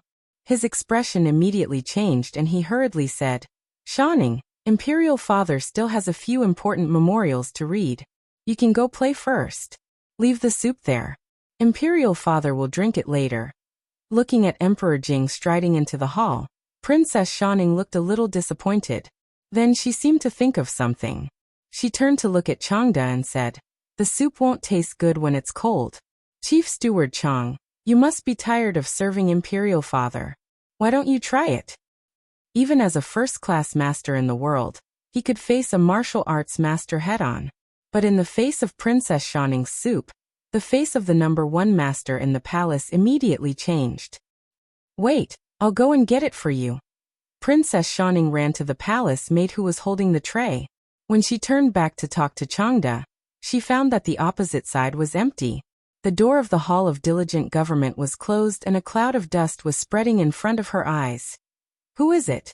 After a while, Princess Xiaoning realized what had happened.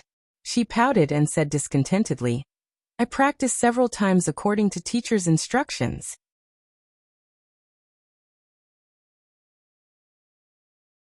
Chapter 400.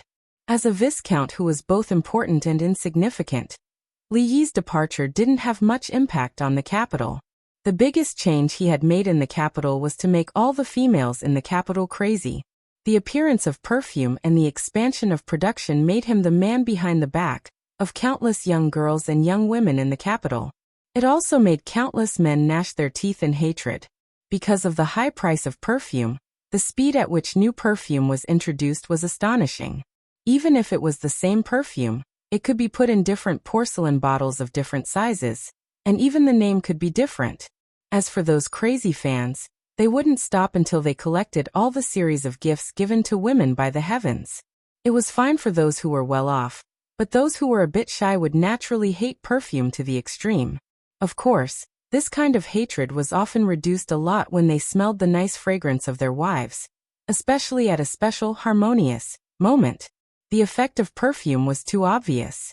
The emperor's concubines were also women, and women couldn't resist the temptation of perfume. The direct result was that the emperor only stayed in the palace of the empress and concubine Yan for 2 whole months, because in the entire harem, only the empress and concubine Yan didn't use perfume. As for the other concubines, His Majesty wouldn't look for them anyway, so the result would be the same whether they used perfume or not. Of course, the most important thing was to be happy. Because of Li Yi's departure, the princes and princesses in the palace could finally get rid of those obscure numbers and symbols, and completely let themselves go. Among them, Prince Jean was the most successful. At most, the other princes were more lively than before. Prince Jean, who was tortured by the mathematics teacher, waited for 2 months, but the hateful mathematics teacher didn't come back. Finally, like a wild dog or a pig that got out of the fence, he not only tore the mathematics textbook to pieces and burned it, but also pinched Yongning's face as revenge. Although Yongning would never fight back made him feel very unfulfilled, When he thought about how he was targeted because he bullied Yong Ning, how he was hung on the stage because he couldn't write an answer, and how he lost face in front of his brothers and sisters, Prince Jean felt that everything was meaningful. The naive young man obviously didn't have a long-term plan, and he didn't know that the nightmare he thought had not ended, but had not yet begun. Until many years later, when the dean of the Institute of Mathematics of the Jinghua Academy of Sciences, who once fought against all the PhD students in the Imperial College of Mathematics without losing, loudly said, "I'm not saying that you are garbage, I mean everyone here is garbage." This classic sentence, when Prince Jean recalled his childhood, he still couldn't forget the fear of being dominated by mathematics. Viscount Mansion. And Rui have been gone for 2 months. Why aren't they back yet? The old lady of the Li family was sitting in the yard with a needle and thread in her hand. She was making a small dress. The blind old lady of the He family also looked a little envious and said, "If only I had been blinded a little later, I would have been able to see what they look like. I would have been able to make clothes for their children like my old sister." The old lady of the Li family smiled and said, "I'm also idle. While I can still see, I'll make a few more. I missed the child 20 years ago, and I can't miss it this time." The old lady of the He family nodded and said, "I have nothing to think about in my life. I just want to see Yunyang's child have a child as soon as possible. At that time, even if I die, I can close my eyes well." The two old ladies chatted while basking in the sun. Naturally, the topic was Li Yi and Rui, or their children. A little farther away from the two old ladies, in a place with better sunlight, a kind-looking old man was lying on a rocking chair. His face showed a comfortable expression, and he snorted slightly from time to time. In the accounting room, Uncle Li was calculating the accounts one by one. Now he was able to maintain his composure in the face of the huge numbers. He thought to himself that at this rate, it wouldn't be long before the family would have to build another house to store the money. Outside the mansion, Fong was supervising the craftsmen to build houses. More than a dozen houses that were about to be completed were scattered on both sides of the Viscount Mansion. He looked around and found that no craftsmen were slacking off. He casually sat on the stone steps at the door with a depressed expression on his face. More than a month ago, after he came to the capital from Qing, and Mansion with everyone, he learned that the son-in-law and the young lady had returned to Qing and Mansion. For more than a month, he had been doing these boring things every day, and his heart was really depressed. Zhu Zi secretly ate sweets and broke his teeth. All day long, his cheeks were swollen, and he cried for his parents. His wife at home now forbade him to eat candied haws again. Several women discussed and soon moved the candied haws business to the streets of the capital. Now every day was busy, and only he was relatively idle. He began to miss the old days. Even if he ran up and down the mountain every day, selling Rui nectar, and playing with the terrifying things with the son-in-law to kill the outlaws, it was still much more interesting than his current life. Of course, after coming to the capital, he would never be able to see Miss Xiaohong again. Old Fong let out a long sigh and stared blankly at the azure sky. The pure white clouds gradually transformed into the appearance of a round-faced woman. Yuezhou was one of the provinces of the Jing Kingdom. It was famous for its dangerous mountains and rivers, and it was next to Qing and Mansion. At this time, on the official road from Yuezhou to Qing and Mansion, a carriage was slowly moving forward. The driver was a young woman. She was dressed in a tight outfit and leaned against the carriage. In her hands, she was holding a strange picture book that she bought when she passed by a place. However, she did not flip through it for a long time. Her pretty face revealed a hint of laziness as she listened to the sounds coming from inside the carriage. The inside of the carriage was very spacious. It should be quite spacious for 4 or 5 people to sit inside. At this time, a young woman with 2 buns of hair was resting her cheeks in her hands as she listened to the mysterious stories of sword immortals flying on swords. Bang! A muffled sound suddenly rang out. In the middle of the road, a thick tree trunk blocked the road, sending up a cloud of dust. The woman's eyebrows slightly moved. She put down the picture book in her hands and looked forward. Not long after, a rustling sound came from the side of the dense forest. Immediately, a strong man wearing coarse hemp clothes jumped out from the side, and blocked the front of the carriage. He fiercely said, "This mountain was planted by me. Bah! This mountain was planted by me. This tree, this tree." The expression on the burly man's face was a little awkward. This was the first time he had done something like this. He was illiterate, and he had to ask several people before he managed to ask about the official language of robbery. However, at this most important moment, he was so nervous that he completely forgot about it. "This mountain was planted by me. This tree was planted by me. If you want to pass through, you have to pay for the road." The woman in the tight outfit jumped down from the carriage and glared at the man. She crossed her arms and reminded him. The man's face revealed a look of realization. He slapped his forehead and said loudly, "Yes, this mountain was planted by me. This tree is mine. It's me. What's mine again?"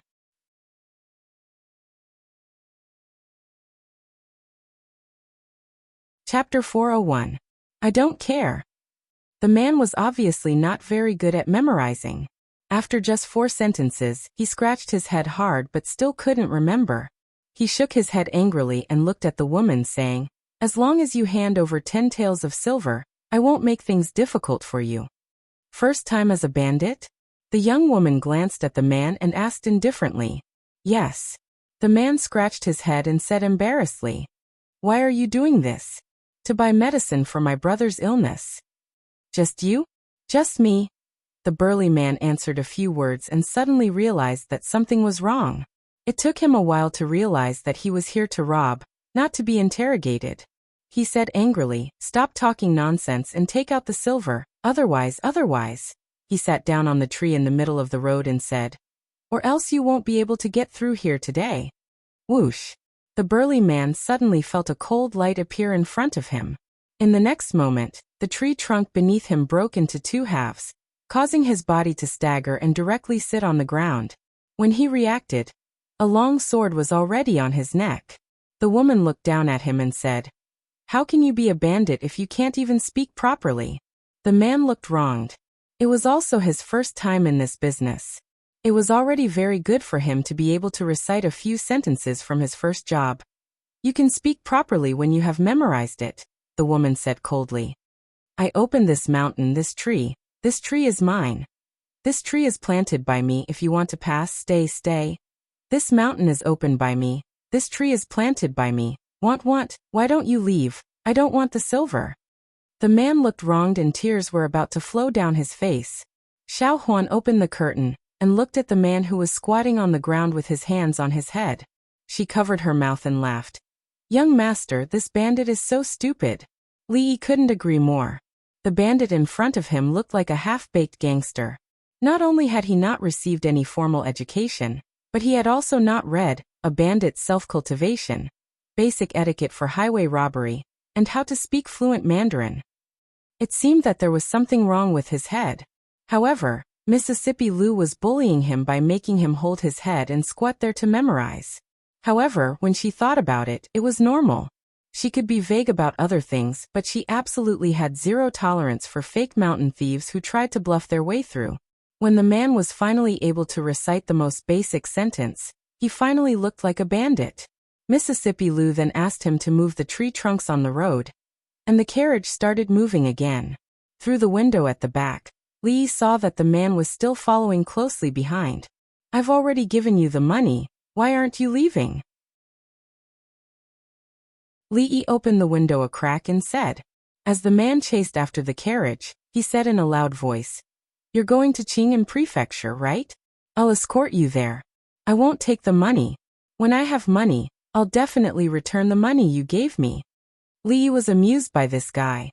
What kind of bandit would want to return the money after taking it? This is the money you stole with your own ability. Why do you want to return it? The man was clearly confused by Li Yi's words. After thinking for a long time, he rubbed the back of his head and said, "It's not with my ability. I can't beat you. You're good people. I'll escort you to Qing'an Prefecture."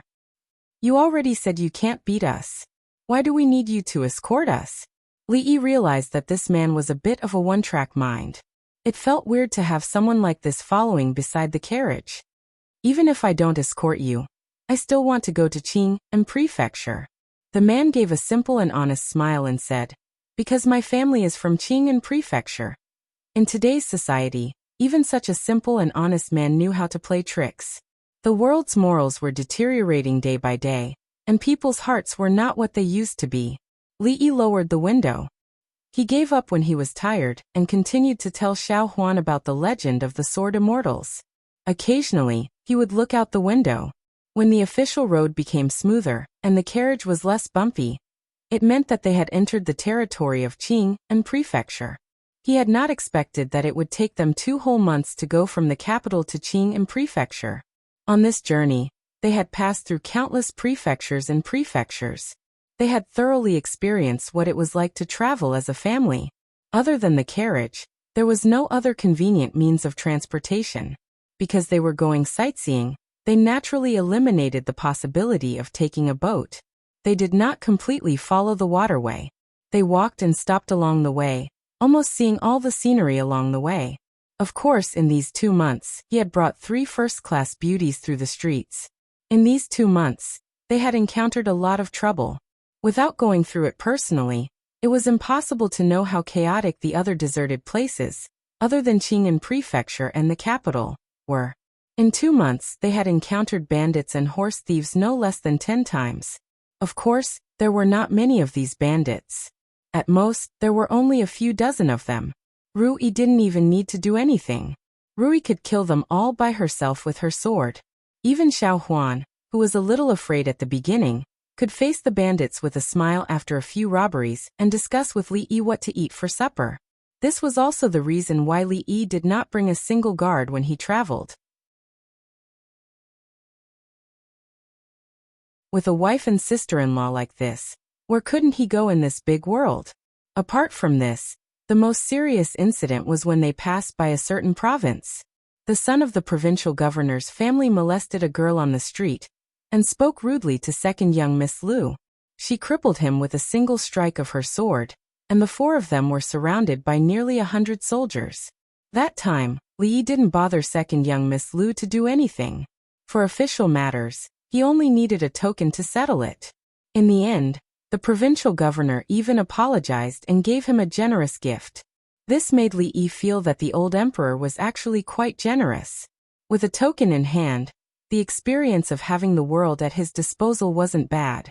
As the saying goes, the mountain in sight runs the horse to death. This saying was completely true.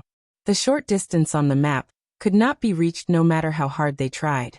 In the end, they could only pick up the pace and finally officially set foot on the land of Qing'an Prefecture today. When he returned, he would suggest to the old emperor that the person who drew this map should be hung up and beaten. The scale was seriously out of balance. If they relied on this kind of map to fight, they wouldn't need to worry about how brave the enemy would be. They would kill themselves. "Benefactor, you must have traveled a long way, right?" The burly man sat cross-legged outside the carriage and asked Li Yi with a silly smile. Seeing this fellow chase after the carriage for 2 hours and still not gasping for breath, Li Yi was very impressed by this fellow's physique. He nodded and said, "From the capital." "The capital? That's very, very far. I heard that the emperor lives in the capital. The houses in the palace are all built with gold," the burly man said with a face full of surprise.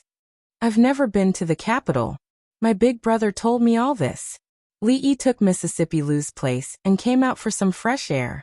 Hearing the burly man's words, he thought to himself that the old emperor was not so extravagant. Along the way, he saw many people rushing in the same direction on the official road. Puzzled, he asked, "What's going on up ahead?" The burly man chuckled and said, "Benefactor, you probably don't know about this, but these people are all heading towards the Chen family ditch. There's a newly built brothel there. No, I think it's called a theater or something, but it's all the same. There's a big show inside. You can go in for 2 copper coins, but you can only stand and watch for 2 copper coins. I've only gone in once. Oh my God, that female ghost is so scary." At the mention of the theater, the burly man seemed to have turned on a chatterbox. He talked nonstop to Li Yi and said, "Speaking of this theater, it's amazing. It's opened all over Qing'an Prefecture. The shows inside are amazing. Female ghosts, white snakes. I've never seen them before." There's even an arena in the theater for those martial arts masters to fight in. There's some ranking list of martial arts masters. Watching them fight is even better than watching a big show. The only problem is that there are too many people around, so I can't squeeze in. The burly man talked nonstop as if he didn't know fatigue. However, when he was talking about these things, he always had a faint smile on his face. Before he left, he completely handed over the matters of the theater to Old Man's son and Wan Ruoqing. At that time, he told them not to rush to expand and to wait until everything was stable before slowly developing. Unexpectedly, in just 2 months, the theater in their hands had grown to such a scale.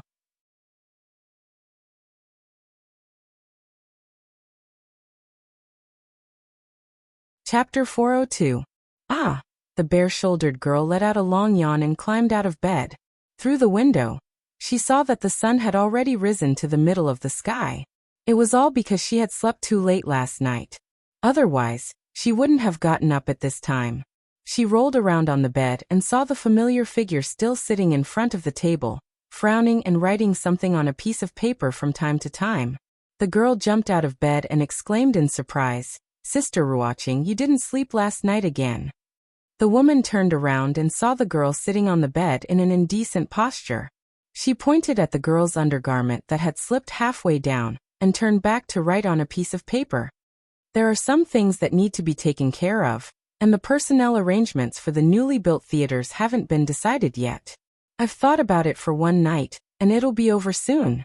The girl on the bed didn't wear any shoes or socks. She walked over barefoot, wearing only an undergarment and undergarments. She lay on Xiaozhu's back and hooked her arms around her neck. "But you can't stay up all night. When Li left, he told me to take good care of you. No, I won't listen to you next time. I'll go to sleep first. I'll tie you up on the bed before midnight." Wan Ruoqing put down her pen and moved Xiaozhu's hands away. The 2 lumps of pressure on her back became even more obvious. She shook her head and said, "You're a big girl now. How can a big girl run on the ground with an undergarment on? Hurry up and put on some clothes. It won't be good if other people see. There are no outsiders here. What are you afraid of?" The girl reluctantly climbed down from Wan Ruoqing's back, walked to the head of the bed, and began to slowly put on her clothes. At this time, another figure walked in from outside the door. The girl looked up and turned a deaf ear to it. She adjusted her dudu as if she didn't see it. Zheng Zimo glanced at the girl and no longer looked at her. She put a bowl of hot porridge in front of Wan Ruoqing and said, "Who can see you work so hard? Your body is about to collapse. Is it worth it?" Wan Ruoqing smiled and said, "It's not as serious as you make it out to be. It's just that there are a lot of things happening these days. I'll be fine once I get through it." "What are you cooking? Finish this bowl of porridge and go to sleep." Zhang Zimo put away the papers on the table and said after a pause, "I was in the theater just now and overheard some constables chatting. Constable Lu sent a letter from the capital." Arrestor Lu was of course Lu Yi. Under Li Yi's special instructions, he had helped the theater a lot, including Zheng Zimo's rise in fame, which attracted the covetous attention of several rich young masters. He was also the one who helped them deal with it. Although the 2 girls didn't have much communication with him, he was the person they were most familiar with in the county government. About 2 months ago, County Magistrate Lu of Anxi County was transferred to the capital. It was said that he was promoted. It was a sensational event in Qing'an Prefecture. Even they had heard about it. Arrestor Lu left with the county magistrate. Fortunately, the bailiffs in the county government had been taking good care of the theater. Not only did they deal with several groups of ruffians who caused trouble, but they also made the theater the focus of their patrols. However, Wan Ruoqing still did not understand what Arrestor Lu's letter from the capital city had to do with them. Arrestor Lu mentioned that person in the letter. Do you want to hear it? When speaking of that person, there was a touch of anger in Zheng Zimo's tone. As the biggest winner of the theater, he walked away and left all these chores to a weak woman. As the scale of the theater continued to expand, Zheng Zimo could see how hard it had been for Wan Ruoqing in the past few months. She had become a lot more haggard, so she was naturally full of resentment towards Li Yi. Of course, it could not be ruled out that there were other reasons for the resentment. Perhaps the resentment began to accumulate since he left without saying goodbye a few months ago, and it had only reached its peak now. Ruoqing had been busy since last night, and she was actually a little hungry.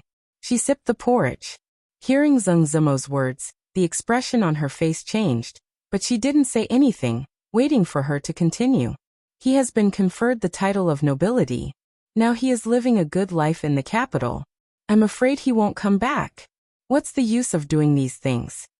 Even Zheng Zimo herself didn't realize that when she said this, her tone had become different from usual. Xiaozhu put on her clothes, looked at the two people in the room, stuck out her tongue, and quietly left. Ruoqing put down the spoon and said after a while, "People have to do something. It's not this, it's that. Doing these things can make more people have food to eat. I also like it very much." Zheng Zimo asked angrily, "Do you believe these words yourself? What about you?" Ruoqing raised her head and looked at her seriously. In the room, the atmosphere began to fall into a long silence. "It's none of my business." After a long time, Zheng Zimo said angrily, turned around and walked out. Ruoqing smiled helplessly, walked to the bed and lay down. The moment she touched the pillow, sleepiness swept over her. The next scene is about to begin. Let them control the time. How is the script rehearsal of a Chinese ghost story going? Fu, go and keep an eye on them. Don't let them slack off. The list of martial arts masters can't be delayed. Several arenas need timely feedback. Got it. I'll ask Miss One about this later. In a theater that had just been built, Old Man Sun took a sip of tea. Only then did he feel that his smoky throat was much better. In the whole Qing and prefecture, there were now more than 20 theaters scattered in various places. The daily affairs were so complicated that he had no time to tell stories. Especially these theaters that had just been built and were still in the initial stage, they couldn't leave him. At this moment, he finally understood what County Magistrate Li said to him when he left Qing and prefecture. He thought he was conservative enough. He didn't expect that he didn't underestimate the market, but overestimated his own energy. Sure enough, as there were more and more theaters, many problems appeared. If it weren't for Miss Ruoqing helping him with most of the affairs, he was afraid that his old bones would end here. However, these chores were only a part of Old Sun's worries. Although the theater was constantly developing, the popularity of the strange stories from a Chinese studio series and Legend of the White Snake was gradually declining. Although under the guidance of County Magistrate Li, things that were extended around the list of martial arts masters could already keep the theater open for a long time. Once they lost a good script, some ideas in his mind could only go so far. In addition, there were more difficult problems that were gradually pressing on. After County Magistrate Lu left Qing and prefecture, Arrestor Lu Yi also left. They had lost their biggest support, the newly appointed county magistrate. A few days ago, he had finally seen the profits of the brothel. After he had hinted a few times, but Lu Yi pretended not to know, he had finally begun to suppress them to varying degrees. This matter had to be resolved as soon as possible. With decades of experience, he knew better than anyone how many ways the government could stop a brothel from operating normally. Li didn't know Old Sun's worries. At this time, he had just arrived at the city gate. Sitting outside the carriage, he looked at the familiar tall city wall and felt a sense of familiarity. Qing and prefecture finally back.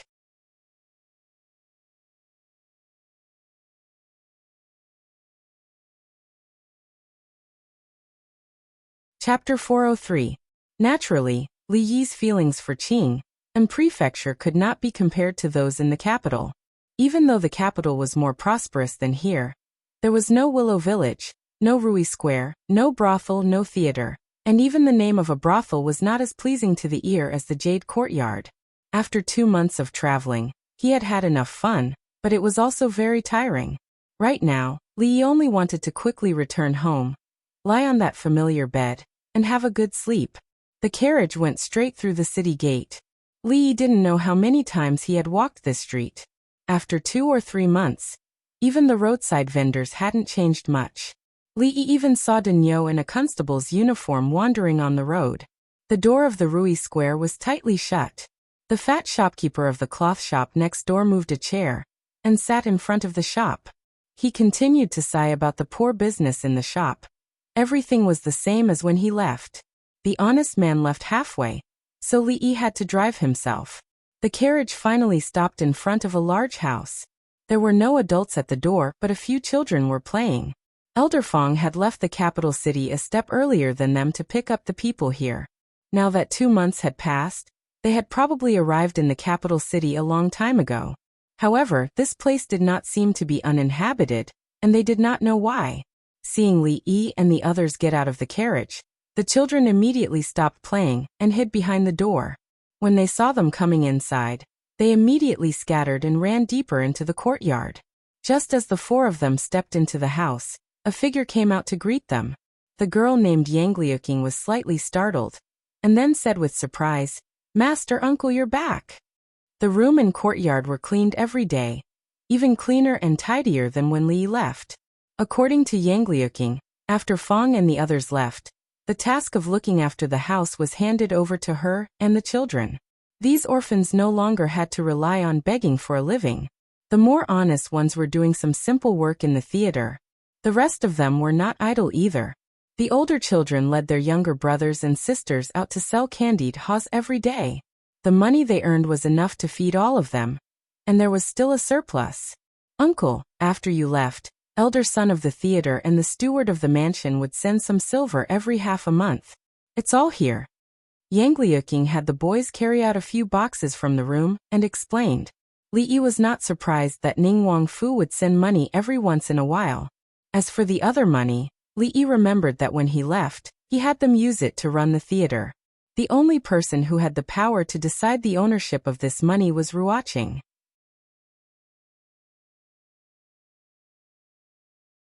However, when he came, he heard the man say that elder son and the others had opened theaters all over Qing and prefecture. It seemed that the profits brought in by the theater were more than he had imagined. Under the premise of ensuring continued expansion, there was still so much surplus. He didn't need so much silver at the moment. If there were no accidents, the perfume business with Li Xian and Her Highness in the capital should be doing well. In the future, the silver would only flow into his home. No matter how much he had, it wouldn't be of much use. Originally, he thought that he would have to tidy up after coming back. He didn't expect to have such a diligent martial nephew. Li Yi could lie down and sleep when he returned to the room. In these 2 months, under the guidance of the deceptive map, it wasn't every day that he could coincidentally find an inn. Sometimes he could only sleep in the wild. Later, Li Yi simply made a few simple tents. But how could a tent be more comfortable than a bed? Even the blanket was just dried. He was too lazy to take off his clothes and shoes and directly lay down. After 2 months of bumpy and wandering, it was rare for him to have such a comfortable moment. After a while he fell into a deep sleep. When he opened his eyes again, the exhaustion accumulated over the past few days was swept away. He walked out of the room and found that the sky was already a little dark. Yang Liuqing was practicing swordsmanship alone in the courtyard.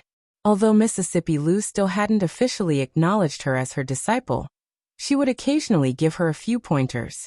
Although the 2 of them weren't master and disciple in name, they were actually master and disciple in reality. Therefore, Li Yi had picked up a martial nephew for free. Although his martial uncle's ability was probably maybe okay, Li Yi admitted that he couldn't beat Yang Liuqing, but who asked him to have a powerful sister-in-law. As for Yang Liuqing, Li Yi still had some appreciation in his heart. It could even be said that he admired her. Among the people he knew, in terms of persistence and diligence, if she was the second, no one could be called the first. In the days when Mississippi Lu didn't agree to accept her as a disciple, she came here early in the morning to clean and left in the evening. She persisted for a long time. Whenever she was free, she could be seen practicing swordsmanship outside. Not only did her frequency far exceed Li Yi's, but even Mississippi Lu was not as good as her. Perhaps this was also one of the reasons why Mississippi Lu changed her original intention. Seeing Li Yi coming out of the room, Yang Liuqing hurriedly stopped and said, "Master and martial uncle have returned to Willow Village. They asked me to wait for you to wake up and tell you." Li Yi nodded. indicating that he understood. Willow Village was the place where Rui and the others grew up. Of course, they had to visit this time when they came back. Even Xiao Huan had mentioned it many times along the way. They might not have many opportunities to come back in the future. On the way here, they had agreed to go back to the village and stay for a few days. Willow Village carried too much weight for them. This was the childhood memory of the three sisters. Li Yi didn't want to join in the fun. He slept for a long time and was a little hungry. He planned to go out and find something to eat. He used to walk the road from the house to Rui Workshop, and now it was no exception. Rui Workshop wasn't open, and Li Yi didn't intend to cook by himself. He entered from the entrance of the Wa Market and walked to the door of a courtyard. He found that the door was actually not closed. Li Yi gently pushed the door and went in. There was a faint light coming from inside the room. He was going to go in, but suddenly it seemed that he smelled something. He sniffed, and the next moment, his face immediately showed an expression of surprise. He didn't choose to go straight, but turned into a small room on the side. After entering, he found that it was the kitchen. At this time, it was getting darker. Although it wasn't completely dark, it was still difficult to see clearly. Fortunately, what Li Yi was looking for was not difficult to find. He followed the smell and opened a food box on the table. The long-lost familiar smell immediately became strong. Osmanthus cake. It was like the osmanthus cake made by Ruoqing. Li Yi would never forget this taste. He was already a little hungry, so he couldn't wait to pinch a piece, then a second, a third, a fourth. At this time, all of Li Yi's attention was on the food in front of him. He didn't realize that a delicate figure had quietly come behind him. Looking at the dark shadow in the kitchen, the girl showed a frightened expression on her face. She held the wooden stick in her hand tightly and quietly approached the dark shadow. There's a thief. This was the first feeling in her heart. He came in without saying a word and hid in the kitchen sneakily. Who else could it be but a thief? As long as she shouted a few times, someone next door would hear it and rush over to catch the little thief and send him to the government.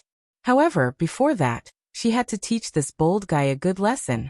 Finally, she walked to the dark shadow with his back facing her.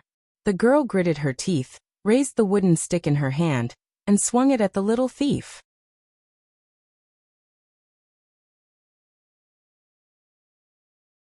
Chapter 404.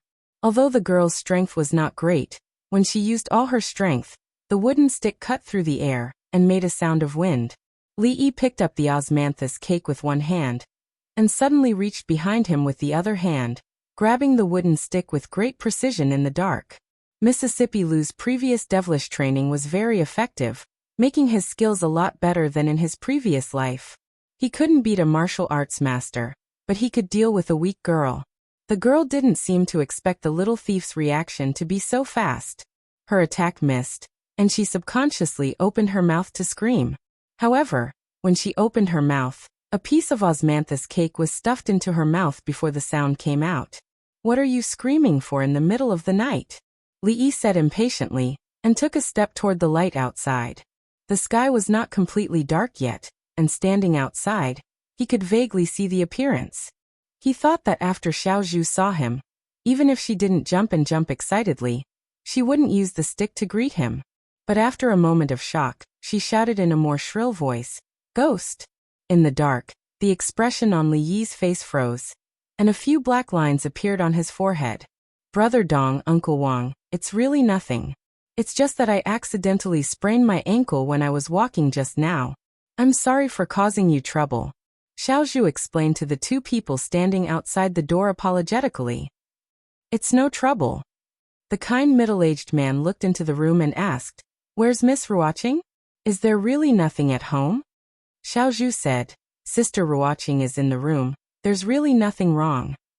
Xiao Zhu explained for a long time, and then the middle-aged man dispelled the doubts in his heart and said, "If there's anything, just shout and we'll come immediately."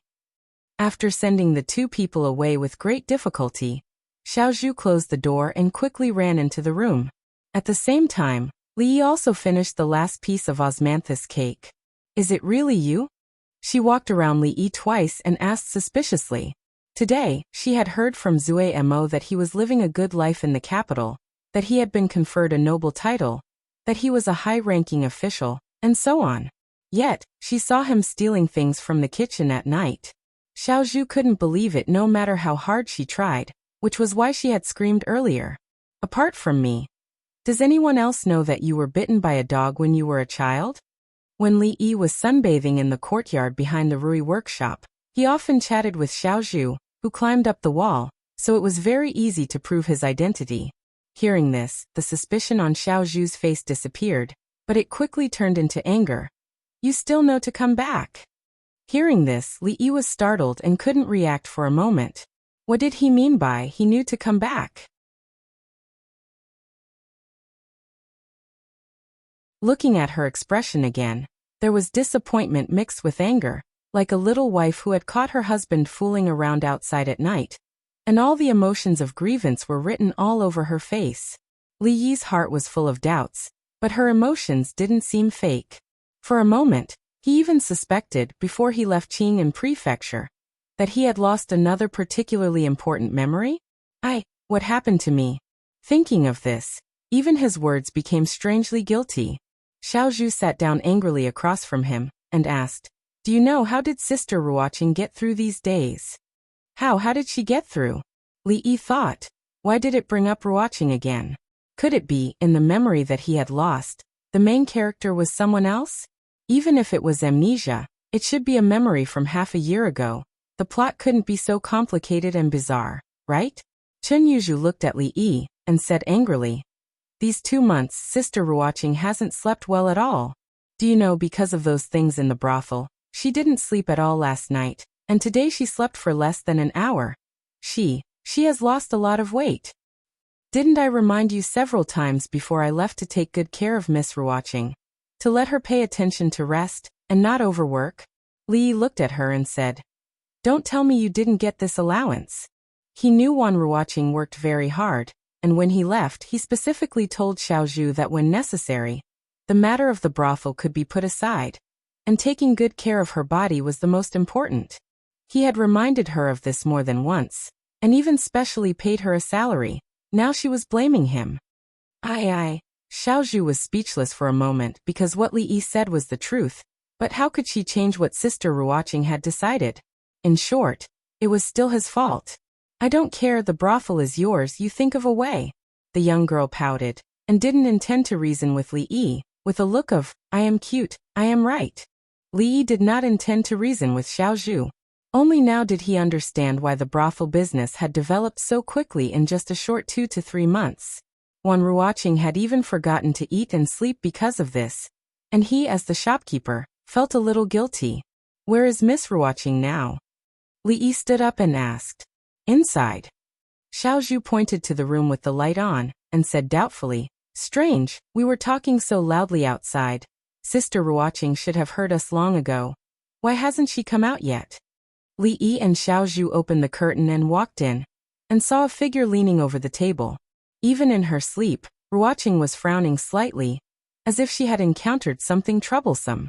She looked far more haggard than the last time Li Yi saw her, and although her beauty hadn't decreased, there was a hint of poignant beauty in her.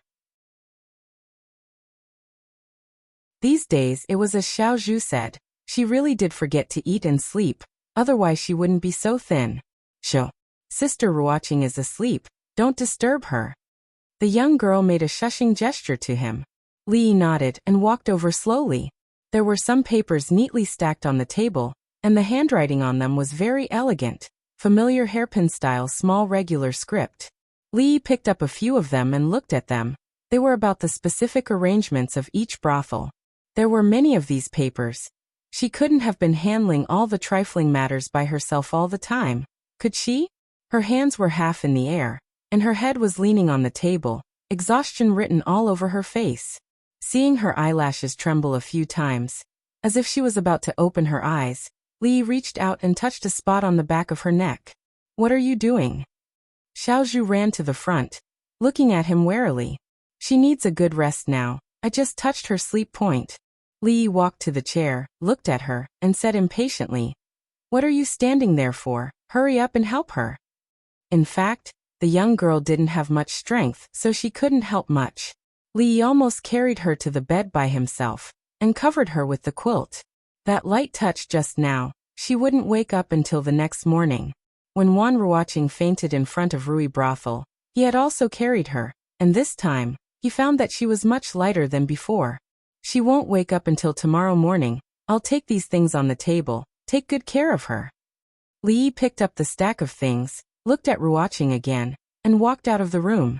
Watching Li Yi's figure disappear outside the door, the young girl curled her lips and said in a low voice, "You know how to care for Sister Ruoqing. At least you have some conscience."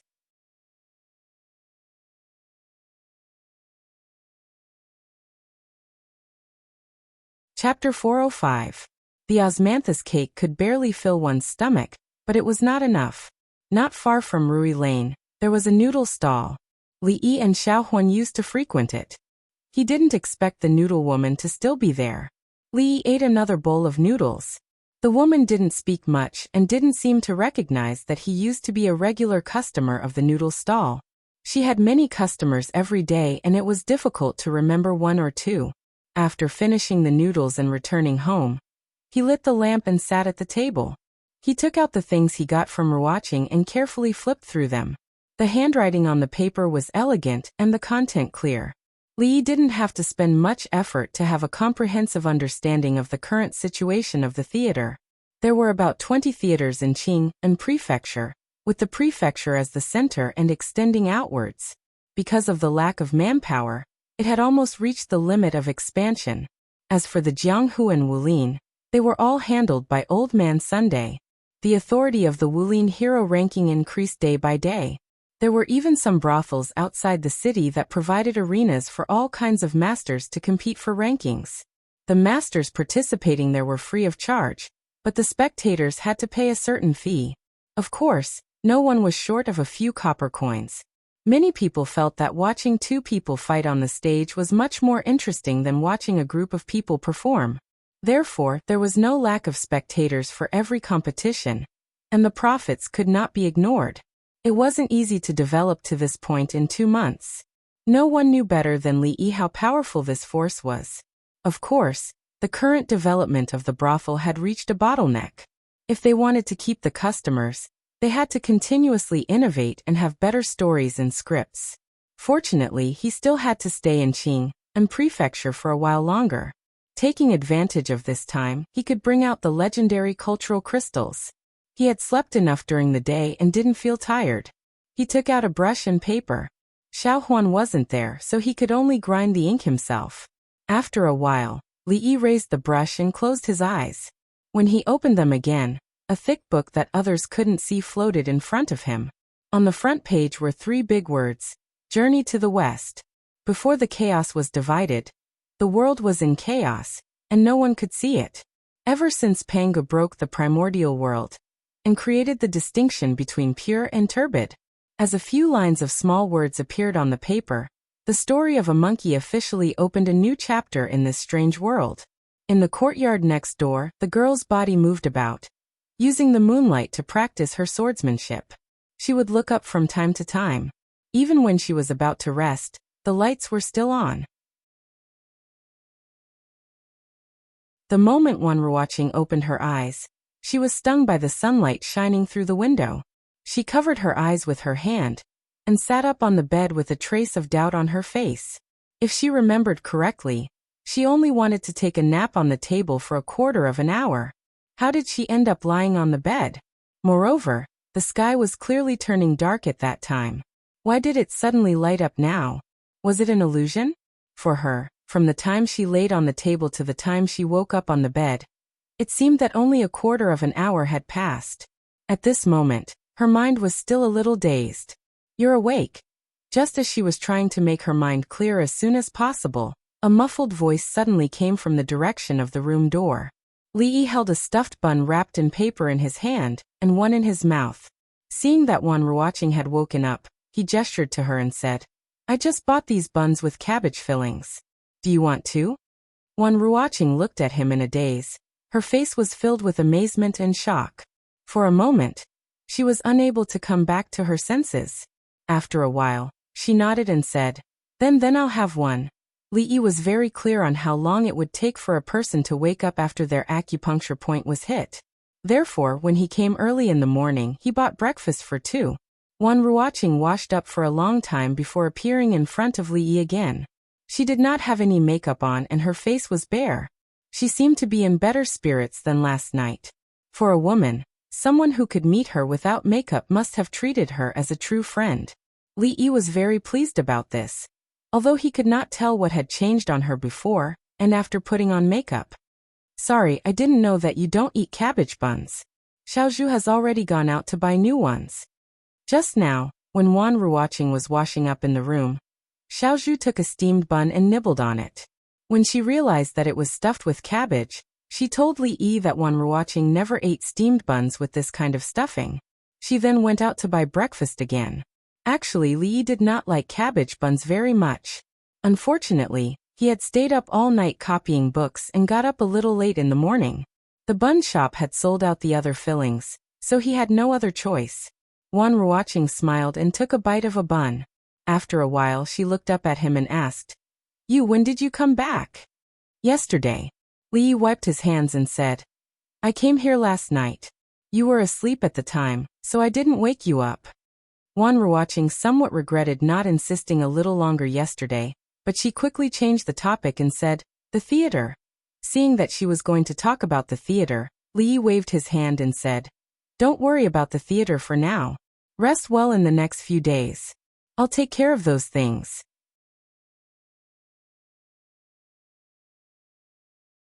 The things he did related to the theater were only because he did not want to see the brothel close down at the time. He did not think about how big or how good it was. Although his thinking was different now, he could not make Ruoqing work so hard just because of this. Wan Ruoqing nibbled on the bun and did not know what to say for a moment. They had not seen each other for more than 2 months. She thought she would have a lot to say, such as asking how he was doing in the capital, and if he would not come back in the future. However, when the words were on the tip of her tongue, she did not say them in the end. I advise you to let it go. That person is having fun in the capital. Maybe he has long forgotten about the things here. Zheng Zimo walked in from outside with a food box in her hand. She would persuade Wan Ruoqing like this several times a day, but today she closed her mouth before she finished speaking. Looking at the back of the figure sitting across from Wan Ruoqing, a trace of doubt and disbelief quickly flashed through her eyes. A moment later, Li Yi took a sip of the porridge Zheng Zimo brought over with a spoon. He looked up at her and asked, By the way, what did you say about having fun? Nothing. Seeing his indifferent look, Zheng Zimo gritted her teeth and said, Where did you buy the porridge today? Li Yi suddenly asked. What? Zheng Zimo turned to look at him, feeling a little nervous for no reason. Don't go to that store in the future. You can't even control the heat of ordinary porridge. Sooner or later you will have to close. Eat it or leave it. Zheng Zimo snatched the bowl from Li Yi's hand, put it back in the food box, and walked out angrily. What's wrong with her? Li Yi looked at Wan Ruoqing and asked in confusion. He did not offend her in any way today. Could it be that she was still holding a grudge over that misunderstanding? The first time they met was like this. Li Yi felt that the boat of friendship between the two might be overturned. Wan Ruoqing pondered for a moment and said, Nothing. It's just that the porridge just now was made by Zimo herself.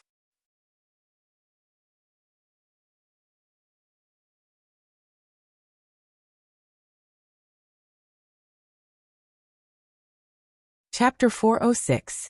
Maybe it's because of the 2 cabbage buns just now that affected my taste. Li Yi gulped down the plain porridge and said, From a gourmet point of view, it's best not to eat anything messy before tasting delicious food. This porridge is very good. It would be nice if there was another plate of pickled vegetables or pickled cucumbers. Without participation, there was no right to speak. If this porridge was sold, it would be fine. He could judge it after spending money. It was not the behavior of a gentleman to eat and drink someone else's porridge and complain that it tasted bad. Although Li Yi's definition of himself was not a gentleman, in order to save the boat of friendship between him and Zheng Zimo that was on the verge of collapse, he could only speak against his conscience. If Mississippi Lu was sent by God to go against him, making Li feel that he owed her something in his previous life that needed to be repaid in this life. Then Li was extremely suspicious that Zhang Zimo had done something wrong to him in his previous life that caused him to ruin her things unintentionally every time. Before the two met, because of his negligence, he made a big mistake on the portrait of her and Mississippi Lu. Later, he was dragged to the Jade Courtyard by Li Xian for the first time, and ruined her performance. Later, in order to avoid Mississippi Lu, he accidentally broke into her boudoir, and saw everything that should not have been seen. In this way, she should have owed him a lot in his previous life. Of course, because of the last thing, when he faced Zhang Zimo, he actually felt a little guilty. In this era, if a man saw a woman's body, in order to keep her chastity, she would either marry him, kill him, or commit suicide. Of course, it was impossible to marry him. Li estimated that with her arrogant personality, she would definitely look down on him. At the same time, for the sake of his and her safety, the probability of the first event happening was 0. However, she neither wanted to kill him, nor did she force him to do so. Not only did she not mention that incident, but she also helped him cover up the embarrassment in front of Mississippi Lu. A real man must take revenge and repay kindness. That was why he sent her poems to help her compete for the top courtesan before he left. However, the whole story had just been learned from one rewatching. Li could only bury his head in the porridge. He didn't even have time to wipe the cold sweat on his forehead. If Zhang Zimo hadn't redeemed her freedom before those poems were spread, she might still be in the fire pit of the Jade Yard. She might not even be able to get out for the rest of her life. That was to say, he almost accidentally caused a disaster again. Li secretly rejoiced in his heart. Fortunately, Zhang Zimo had foresight.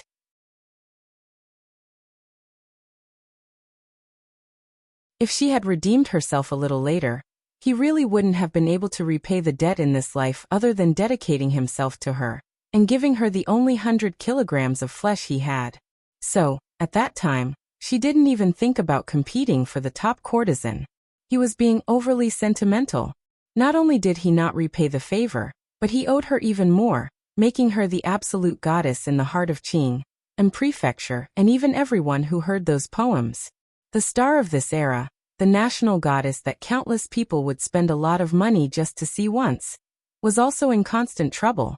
Every day, she had to face countless crazy bees and butterflies. She didn't even dare to go out without a mask and sunglasses. Li decided not to speak for the time being to avoid embarrassment. The white porridge in the bowl was quickly finished. He seized the portion that originally belonged to Xiaozhu, trying to use eating as an excuse to shut his mouth. The embarrassed expression on Zhang Zimo's face eased slightly. She took this as a way for Li to make amends. "I'm back.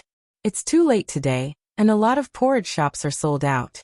I ran half a street to buy it." Xiaozhu came in with a food box.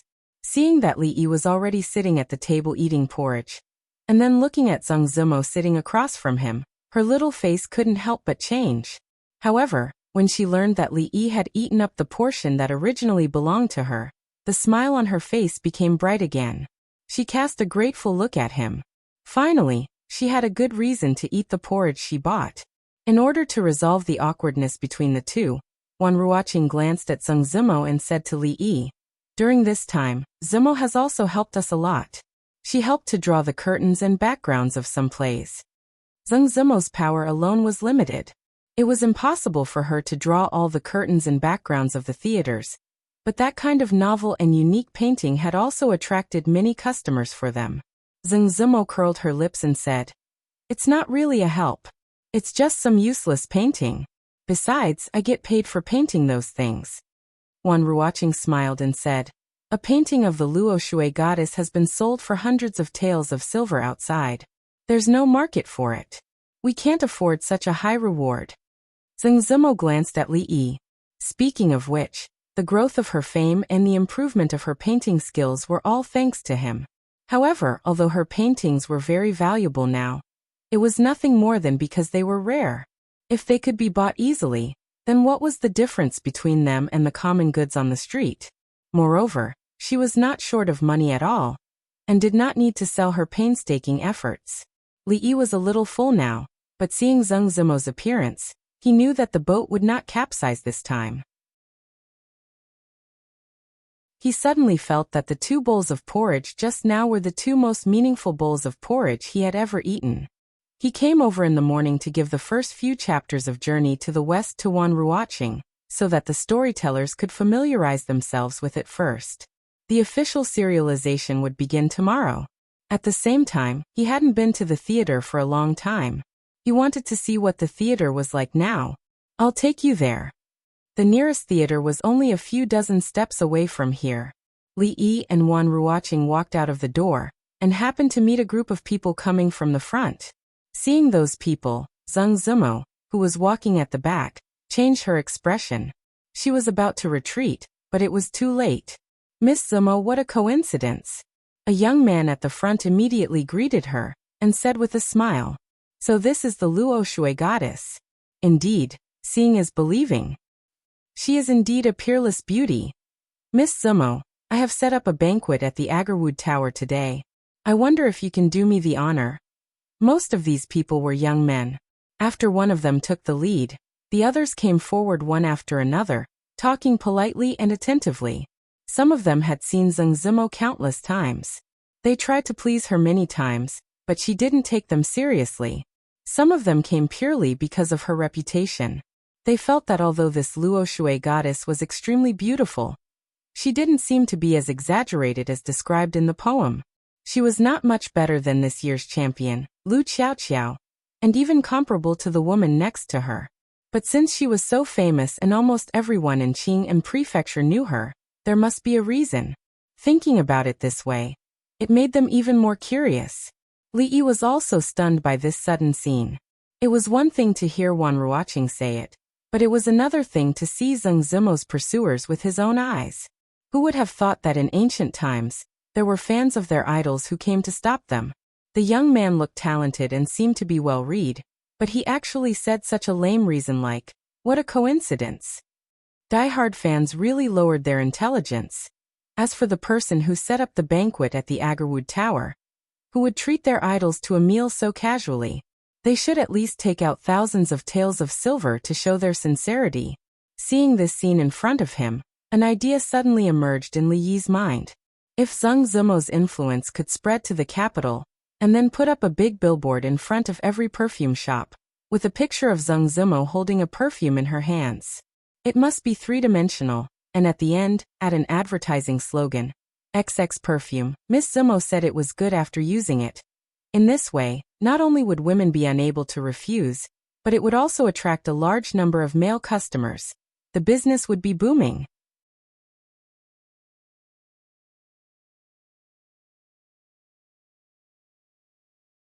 Chapter 407. In this world, no one knew better than Li Yi how powerful the fan effect was. In the past, he thought that because of the background of the era, it was impossible to have a star model like the one in the future. However, seeing this scene today, he realized that this matter seemed to be very promising. Since there was a goddess of Luo Shui, why couldn't there be other goddesses like the goddess of Wei Shui, the goddess of Hanshan, and other goddesses? Of course, it was not easy to promote a national goddess like Zheng Zimo, who had beauty, temperament, and a little luck. However, grassroots stars were closer to life. Sister Osmanthus Cake, Sister Grape Wine, Tofu Beauty, Sister Tonghulu, and these civilian goddesses could be achieved with a little hype. If not, he could let the brothel operate, and each state and county would elect a few state and county beauties. Then he could push out a few newcomers signed by his family. Excellent actors not only relied on acting skills to make a living, but also had extremely high requirements for appearance. With a foundation, the event was held by his family, and the final right of interpretation was also up to him. As for the result, it was nothing more than a matter of going through the process. When he became famous, he could endorse for those rouge, cosmetics, jewelry and the like, cut ribbons, attend commercial performances, and so on. This was all a business without any cost. By the way, he couldn't let go of the goddess of Luo Shui. He had to sign her first, lest others take advantage of her. She had a good relationship with Wan Ruoqing. When the time came, he could play the emotional card, and the possibility of success was not small. After all, the reputation of the goddess of Luo Shui was ready-made.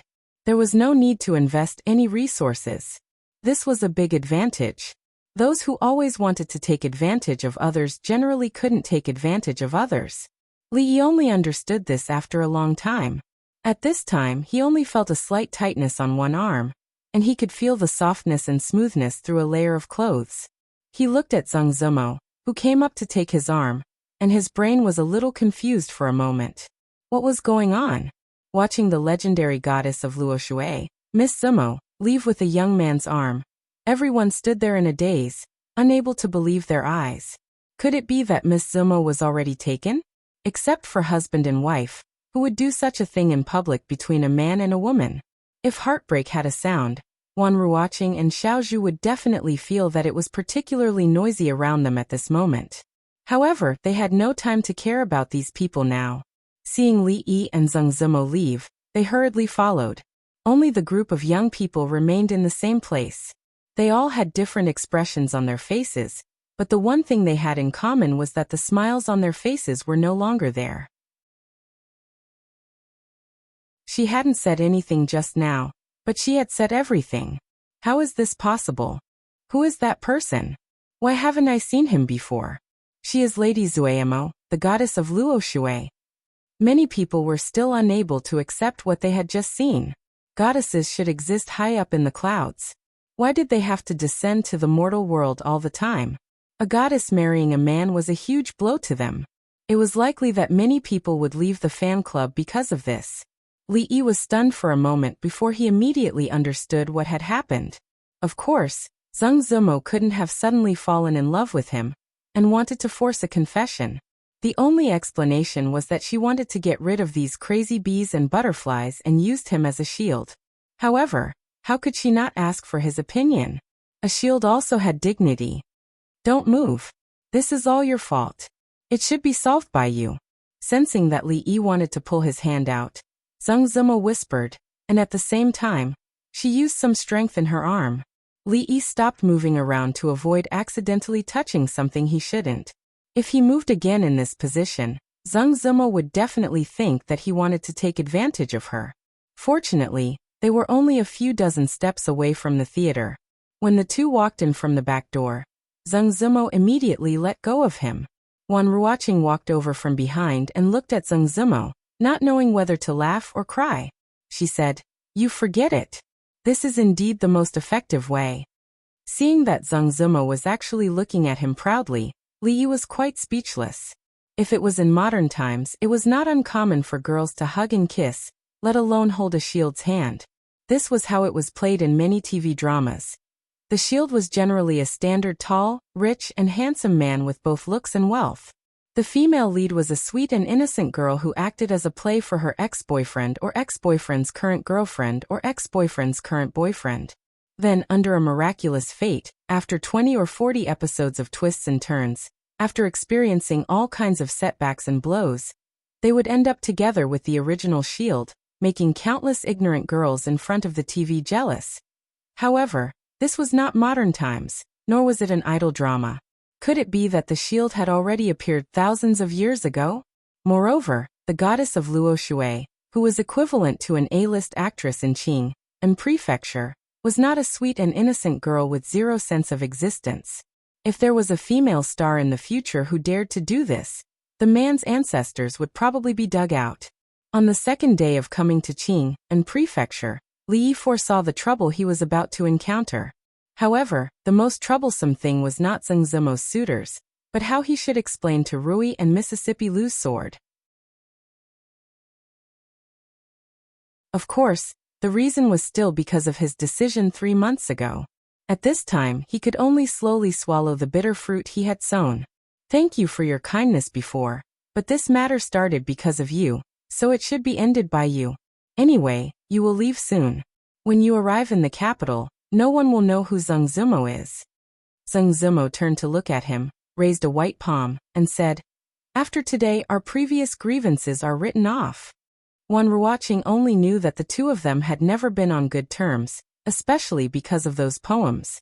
Zhang Zimo had complained a lot in front of her in the past 2 months, although she could clearly see that her complaints were fake. More than once, she had seen her secretly looking at the poetry book with a silly smile. Lee knew that she was actually talking about something else. After hesitating for a moment, he also raised his palm. Pa, pa, pa. No, there was only one sound. Pa. A high five as a vow. Zheng Zimo raised her eyebrows.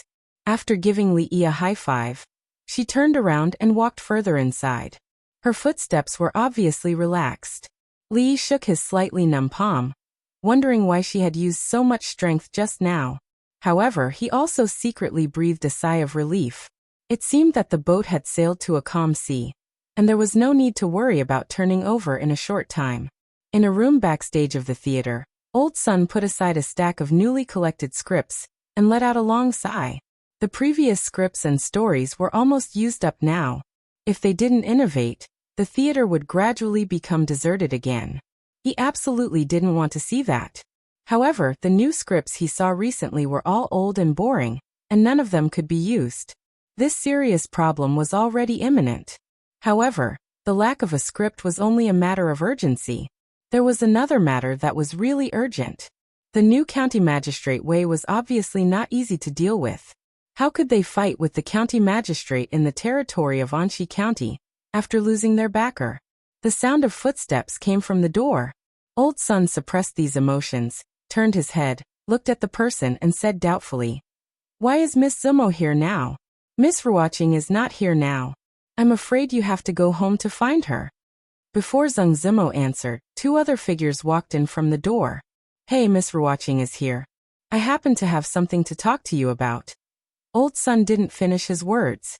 Looking at the young man who walked over side by side with Ruoqing, he was stunned for a moment. The wrinkles on his old face were like blooming chrysanthemums. He said in surprise, "Sir, you're finally back."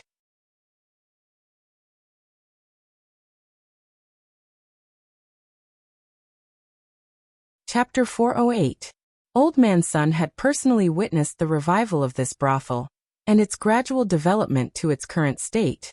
He could see gratifying changes almost every day, and all of this stemmed from the miraculous means of the person in front of him. As long as he came back, all the problems would be solved. Lack of new stories and scripts? Pressure from the local officials? He didn't have to worry about these.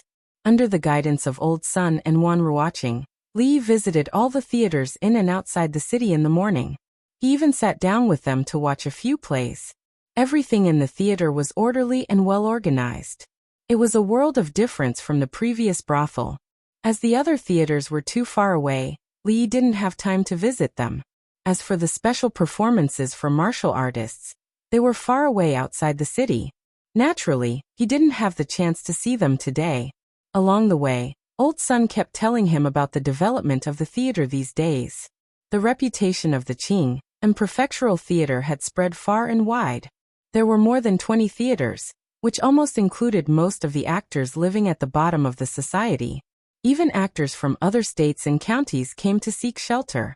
However, because there were too many people, the theater couldn't accommodate them all. Now they could only do some chores. As long as they could eat, it was good. Old Sun talked incessantly. "All of them are very grateful to you. They hope that we can bring the theater to other states and counties. There are countless actors living in poverty there." In the past, most of these actors worked alone. They built a small shed in Hua City or formed a group. They could only rely on tips to survive.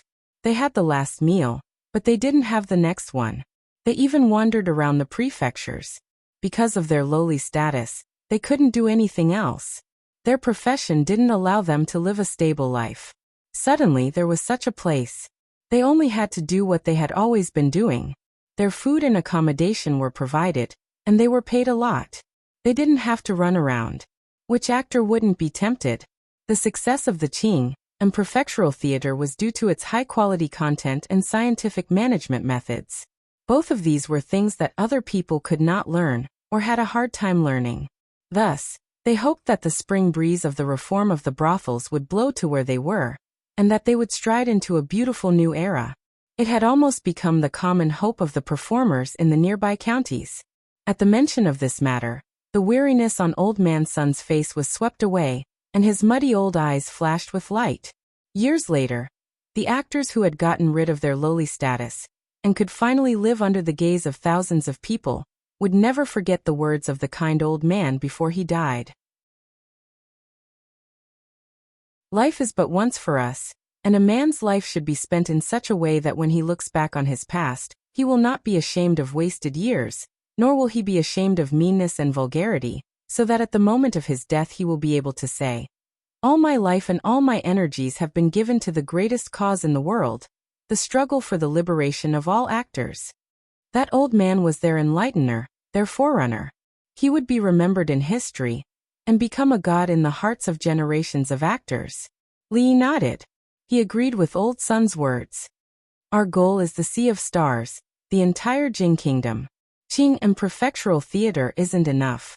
I will stay here for the next few days and help you take care of things here. When this place is completely stabilized, some of us will continue to develop in the neighboring counties. The others will go to the capital. That will be our new starting point. The capital. Old Sun paused for a moment and nodded. He agreed with Li Yi's decision. Although Qing and prefectural was prosperous, it couldn't compare to the capital. Furthermore, it was the capital of the Jing Kingdom. It had great significance. If they could take root in the capital and lead the trend, it would naturally be easier to infiltrate other places. Sir was indeed a sir. His knowledge was far beyond what he could compare. Old Sun had already decided that he had to go to the capital personally. He had spent half his life wandering around. It made no difference to him whether it was Qing and prefectural or the capital. Under these circumstances, he had to choose the place that needed him the most. Ku, Li Yi and Old Sun discussed the next step of the plan in more detail. One Ruoqing would sometimes express her opinion on the side. Suddenly, the three of them heard a strange sound at the same time. Li Yi turned his head and looked in the direction of the sound. Zheng Zimo's pretty face was red. She never drank the porridge she cooked herself. She didn't eat anything in the morning, and she had been walking around with them for more than 4 hours. She was already tired and hungry. Speaking of which, I'm hungry too. Let's go eat first. Li Yi broke the awkwardness with one sentence. Okay, Zheng Zimo said immediately. It's noon right now. The restaurant must be very busy. We can't find a place in a short time. It should be faster if we cook some simple dishes ourselves. One Ruoqing thought about it and suggested. Although Zheng Zimo was very hungry, she thought that what she said made sense. She had to endure a little longer. Why don't we go to my house? Wan Ruoqing and Old Sun were both great contributors to the theater. They were the most important veterans. Li Yi felt that it would be more sincere to invite them to his house for dinner. Moreover, it would be more convenient to discuss the future development of the theater at home.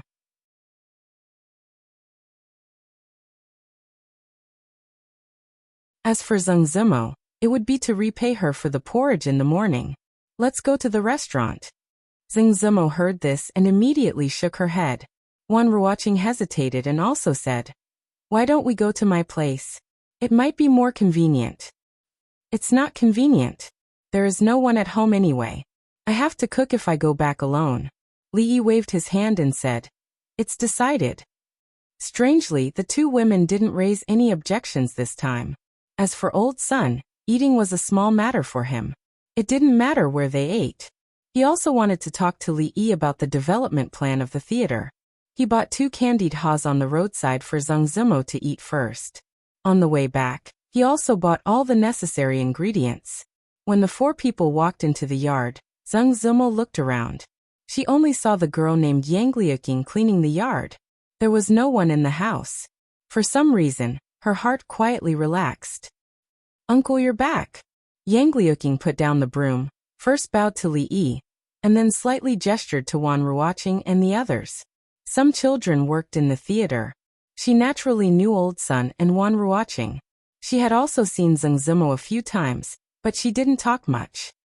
Put these in the kitchen first. I'll go change clothes. Li Yi handed the things in his hand to her, then turned to Wan Ruoqing and said, You guys do as you please. You must be tired after walking all morning. Go inside and rest for a while. I'll come out soon. They were all old friends, so there was no need for formalities. Wan Ruoqing and Zheng Zimo were already used to him being like this. It was Old Sun who looked a bit restrained. You guys go in and rest. I'll go help in the kitchen. Seeing Yang Liuqing enter the kitchen with the dishes, Wan Ruoqing also followed. I'll go too. Zheng Zimo thought about it and immediately followed. Old Sun, of course, would not join in the fun. He sat on a stone bench in the yard, looking at the distant sky, and fell into deep thought. His Excellency was right. He had to look further. The capital was a new and most suitable starting point. Their ultimate goal was not Qing, and prefecture or the capital, but the entire Jing kingdom. Even other countries could be considered.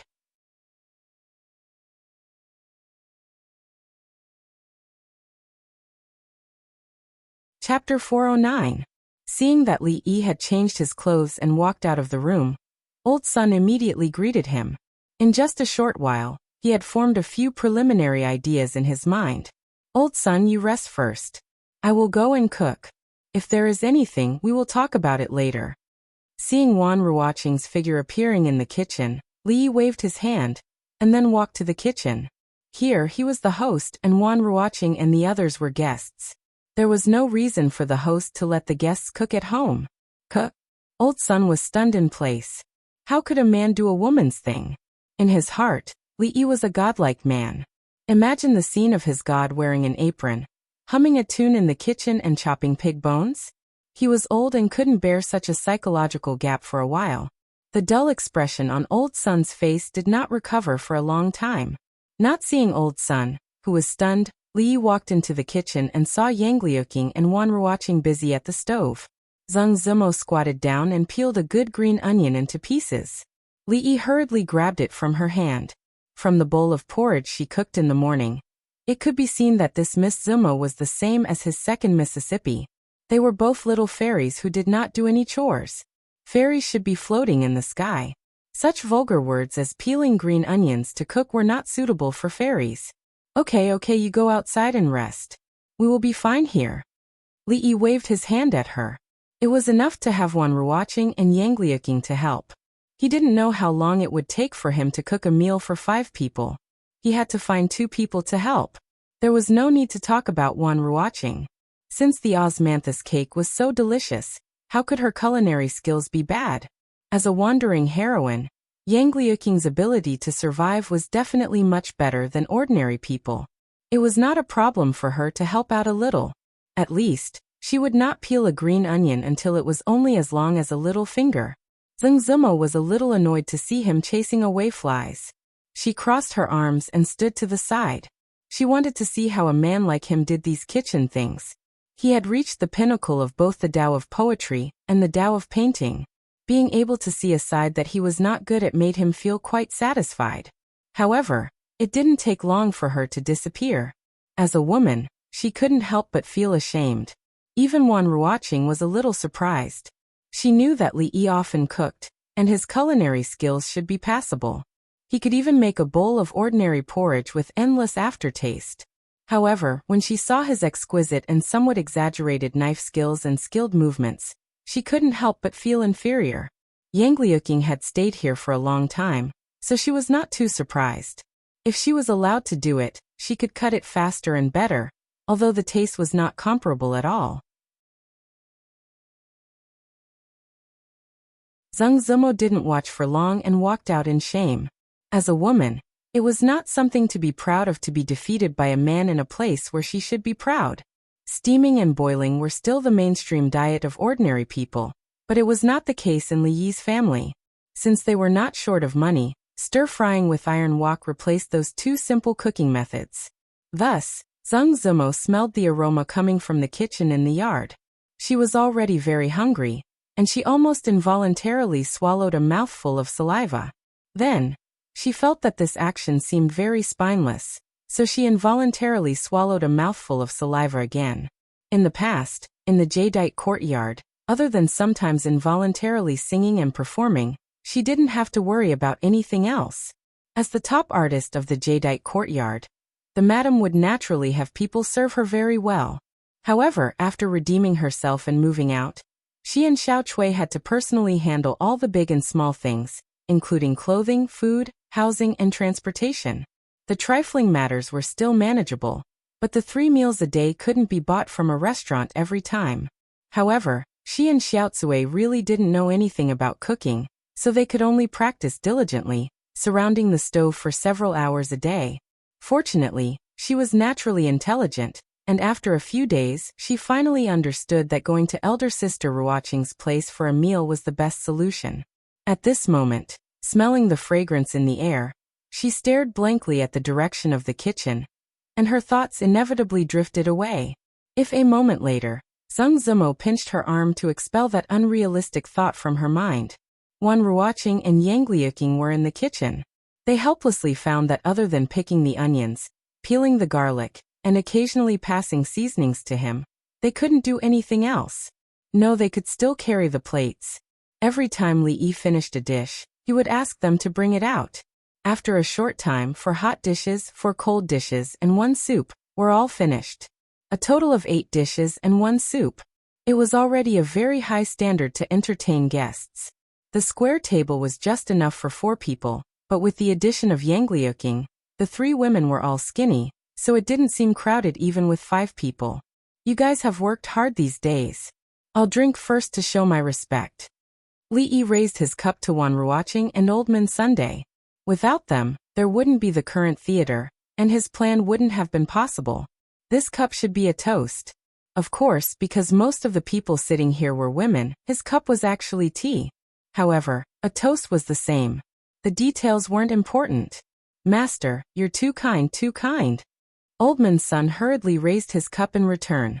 His dreams and wishes could be realized all because of Li Yi's support.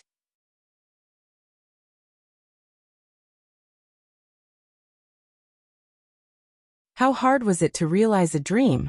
Zheng Zimo looked at the table full of delicious food, and secretly swallowed a lot of saliva. She had been hungry for a long time, but she couldn't eat in front of so much food.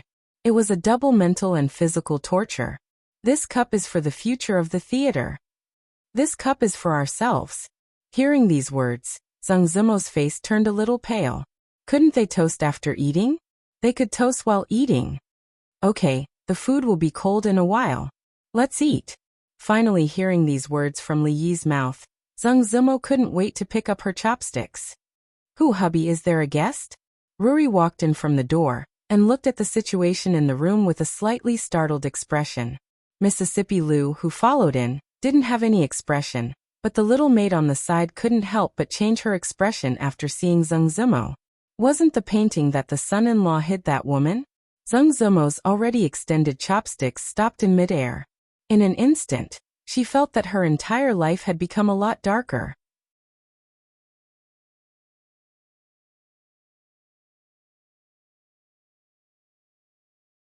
Chapter 410. Zheng Zimo swore that except for the half-moldy steamed bun that she picked up in the kitchen after being hungry for 3 days in the musical house when she was a child, this was the most delicious meal she had ever eaten in her life. Sister Ruoqing's cooking was also very delicious, but it seemed that today's was more suitable for her taste. For this reason, she was a little very envious of Li Yi's wife, even the little maid. When she was very young, even if there was only 1 unmoldy steamed bun to eat, she would feel very happy, thinking that it would be good if her whole life could be like today.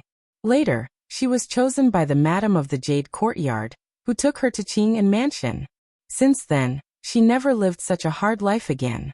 As the top artist of the Jade Courtyard and the money tree of the Madam, she naturally had no lack of luxurious clothes and good food, and was pursued by countless people.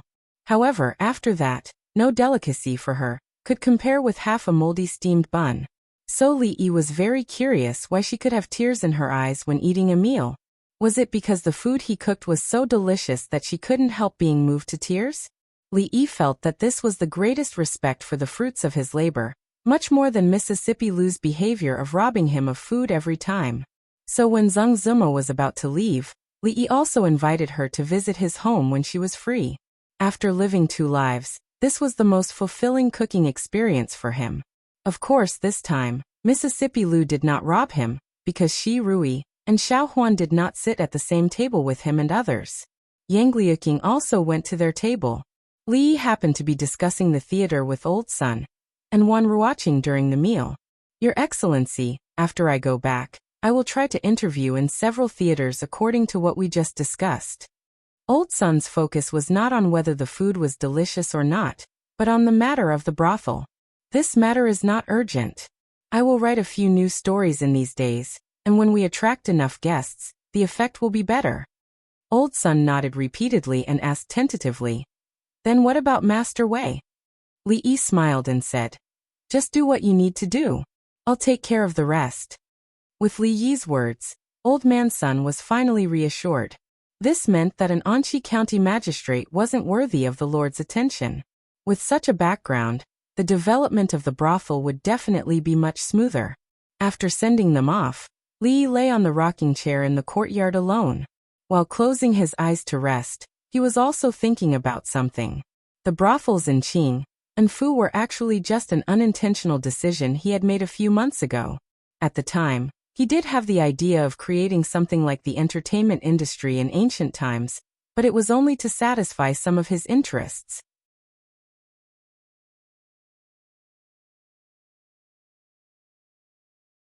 However, he gradually realized that the purpose of the brothel seemed to be more than just entertainment. It could also be used for many other things. It was like an invisible blunt knife. It looked rusty but hid a dazzling sharpness. The trip to the capital made him more aware that he needed to do something or prepare something. Although the token in his arms was useful, it was not his. Others could take it back with a word or a thought. How could he have peace of mind when he had something that truly belonged to him? Wulin Hero ranking Wulin Jianghu. Li Yi's index finger lightly tapped on the armrest of the rocking chair. At this moment, no one, including himself, knew that the words he was muttering in the courtyard would stir up the entire Jianghu of the Jing kingdom in the near future, to the extent that the world would be turned upside down. At this moment, Xiao Huan was helping Rui clean up the dishes in the kitchen. From time to time, she would poke her head out to take a look. Only when she saw the son-in-law alone in the courtyard did she feel relieved. Slightly further away from Li Yi, the sword in Yang Liuqing's hand danced. Mississippi Lu stood to the side and watched. Occasionally, she would open her mouth to give him a few pointers. Every time this happened, a look of joy would appear on Yang Liuqing's face. In just a moment, the sword's light would become even sharper. 2 branches of red apricot peeked over the wall and into the courtyard. The leaves rustled in the breeze. The warm breeze was pleasant and refreshing. Li Yi turned over and immediately felt much more comfortable. He then remembered that it had been a long time since he had felt so comfortable. Not long after he closed his eyes, the familiar drowsiness of noon hit him. His perception of his surroundings gradually disappeared. At this time, it was the 2nd year of Jinghe, 10th of April, spring. In Qing Prefecture, for most people, they might not know who the magistrate was, or who the prefectural magistrate was. They might not even know who the emperor was. This was because it was too distant for them. However, it was impossible for them not to know who the Luo Shui goddess was. Those poems were really too famous. Especially when the Luo Shenfu was released, it caused countless people to fight to copy it. This indirectly caused the price of paper in Qing Prefecture to increase by more than 20%. Many paper shops and printing shops became rich because of this. Naturally, they were grateful to the goddess of Luo Shui and the #1 scholar of Qing Prefecture, who was famous but never seen. The gifted scholars marveled at the attainments of the poems themselves, and regarded the chance encounter with the beauties described in the poems as a matter of elegance. After this incident, the reputation of the Jade Courtyard's leading courtesan became even greater. Even those who had not been educated wanted to see what the woman, who was rumored to be like a fairy from heaven, looked like. They could not see the fairies in heaven, but could they not see the Luo Shui goddess who had come down to earth? The fame of the Luo Shui goddess was not only limited to men. In Qing Prefecture, whether it was a young lady from a noble family or a village woman, who did not want to see her, they were all women. Those who had the slightest bit of confidence in their looks all wanted to compare with the Luo Shui goddess. Where were they lacking? Of course, there were also smart people like the 10 top courtesans who understood that they were lacking compared to Zhang Zimo. One was the #1 scholar in Qing Prefecture, and the other was the #1 scholar in the Jing kingdom.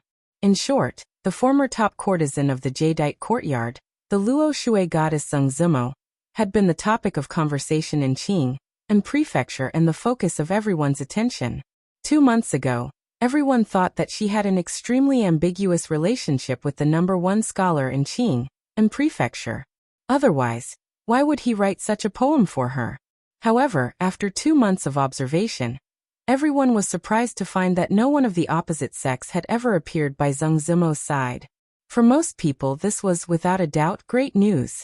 In particular, those self-proclaimed romantic geniuses or noble young masters who had a bit of confidence in their looks suddenly became the lascivious bees and butterflies around the Luo Shui goddess. They tried to win over the Luo Shui goddess who had fallen to earth. Even the son of the county magistrate was no exception. However, after so many days had passed, it seemed that no one had won the Luo Shui goddess's heart. The Luo Shui goddess hadn't even attended a single banquet. This news was neither good nor bad. They didn't get to pick the peach, at least others didn't get to taste it either. Everyone's hearts were balanced.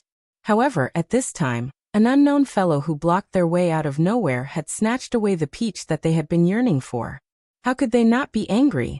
For a moment, the guy whose name was unknown immediately became the public enemy of all men in Qing and prefecture after the news spread.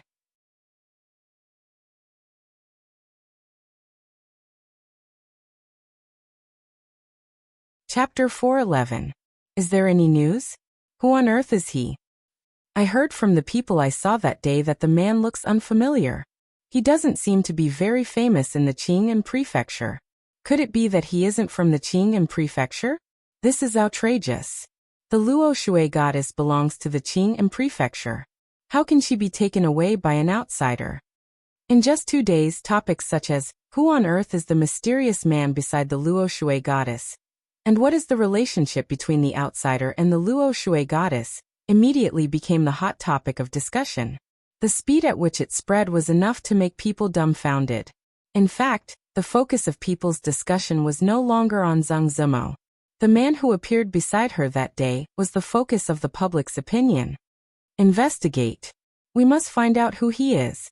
In a gorgeous mansion, a young nobleman ordered several servants. It's impossible for him to suddenly appear beside Lady Zimo. There must be something we don't know. Go and investigate. Apart from me, who else is worthy of the Luo Shui goddess? No matter who that person is, I will make him regret it. Messages and orders came from all corners, and countless pairs of eyes stared at Zheng Zimo's residence. However, other than occasionally seeing her go out to the theater or go to another woman's residence, they didn't find anything suspicious. The man seemed to appear out of thin air, and then disappeared into thin air, completely disappearing from everyone's sight. Li didn't disappear. In order to write the Jing Kingdom's version of Journey to the West and the Legend of the Condor Heroes as soon as possible, he almost didn't go out for the past few days. He edited, combined with the real history of this world, and removed the parts that were easy to be harmonized. There was a lot of work to be done. Even his daily sunbathing time was compressed to half an hour. Maybe it was because he hadn't tried to work so hard for a long time. After a few days, he felt that his body couldn't bear it. Thinking that Wan Ruoqing had persisted for more than 2 months in a more difficult and tiring situation than him. A man who could be regarded as a low-level martial artist in the martial arts world couldn't compare with a weak woman. He couldn't help but feel ashamed. At this moment, he planned to go to Huichun Hall to buy some ingredients for making medicinal cuisine. The recipe for the medicinal cuisine was found by him after looking through many books. He would give it to Xiaozhu later and ask her to nourish Wan Ruoqing's body during this period. After all, the future development of the theater couldn't do without her. The reason why he chose to go to Huichun Hall was because it was the nearest medicine shop. Secondly, he didn't have to pay there.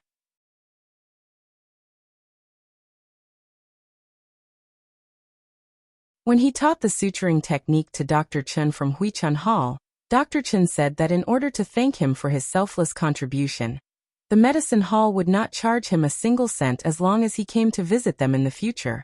Only by being careful could he live a long life. Although he didn't have much money, as a man who knew how to live, he should save where he could, right? The door of the medicine shop was open. Li took out the recipe for the medicinal cuisine from his arms and walked in. Doctor, how is my eldest brother's injury? In Huichun Hall, a strong man grabbed Dr. Chen's arm and said, don't worry. Let me go first. Dr. Chen struggled to get rid of the man's hand. He stood up and said, his external injuries are not serious. He will recover after a few days of rest. But the internal injury he suffered is quite serious. I'm afraid it will take him a long time to recuperate. A long time to recuperate? That is to say, my eldest brother won't die? The strong man pondered over Dr. Chen's words. After a moment, his face lit up and he grabbed Dr. Chen's hand again and asked. Dr. Chen shook off his hand again. With one hand behind his back, he raised his head and looked like a lonely master. He said, who am I? It's just a small injury. Of course it won't be fatal. That's great. The strong man cried out in surprise. Then he thought of something and said angrily, those quacks said that even immortals couldn't save my eldest brother. They are all useless. Dr. Chen's medical skills are better.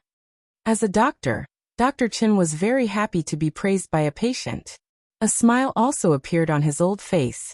Glancing at the middle-aged man who was lying on the bed, his complexion much better than before, he secretly felt that it was not time for him to die.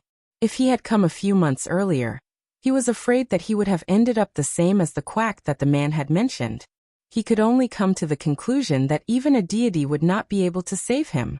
What kind of divine person could come up with a method to stitch up people's wounds like a bag? It seemed incredible, but it could save people in times of crisis. He went to the capital once and personally handed this method to the imperial physician. When he left the capital, the imperial physician had already decided to promote this method to the world. If all the doctors in the world could learn this method, how many lives would be saved and how much good karma would be created? Even if 1 in 10,000 of them were to fall on him, it would be enough to protect him from illness and disaster for several lifetimes. Thank you, divine doctor. Thank you. Just when Dr. Chen was distracted, the man had already knelt on the ground and kowtowed to him. It was a doctor's duty to treat and save people. Dr. Chen hurriedly bent down to help him up. However, the man was so strong that he could not move him at all even when he used all his strength. Seeing a figure enter Huichun Hall, Dr. Chen was stunned for a moment and immediately said, don't thank me. If you want to thank someone, thank that lord. The suturing technique used to save your elder brother's life was suggested by that lord. Although the man's brain was not good enough most of the time, it was not to the extent that he could not understand this sentence. He turned around and was about to speak when he saw the young man standing in front of him. He was stunned for a moment and blurted out the word benefactor. Li was also stunned. As soon as he walked into the medicine shop, someone bowed to him. What was even more unexpected was that the guy kneeling on the ground was the stupid and cute mountain bandit who wanted to rob him a few days ago, but was mercilessly humiliated by Mississippi Lu. He looked at Dr. Chen with a puzzled expression. His meaning was obvious. What was the situation in front of him? The process of the matter was not complicated. After Dr. Chen explained a few words, Li finally figured out the situation. It turned out that a few days ago, after the man was rejected by several doctors in the city, he carried his injured brother and came to him. If it was a few months ago, he did not know how to suture wounds. In order to avoid trouble, he might have told the man to go back and prepare for his funeral. However, things had changed. Dr. Chen was now a first-class divine doctor in the eyes of everyone. He disinfected, sterilized, and sutured the wound. After this set of procedures, he finally brought the man back from the gates of hell. Hence, the scene of the man kowtowing today. However, Dr. Chen knew better than anyone else that although he was the one who saved the man, the person this man should thank the most should be Li. Benefactor, we owe you our lives. After knowing the truth, the man patted his chest and said with a serious expression, if you have any errands in the future, just let me know. I won't frown even if I have to climb a mountain of swords or plunge into a sea of flames. Li thought to himself, how is this owing a life? If it weren't for your stupidity, you would have died under Mississippi Lu's sword a few days ago when you blocked the road to rob him. How would you have the chance to kneel here and kowtow?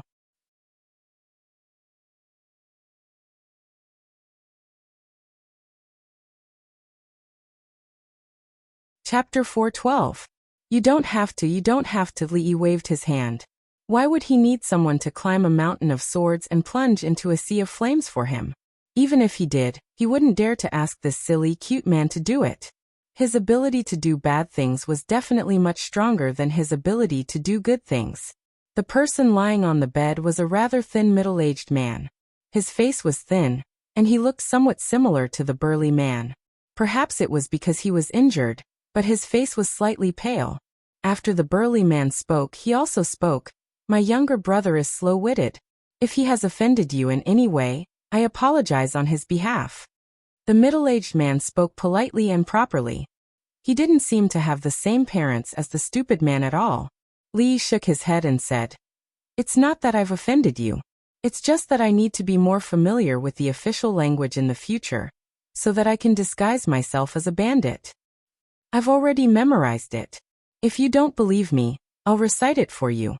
When the big man heard this, he said with some dissatisfaction, Listen, benefactor.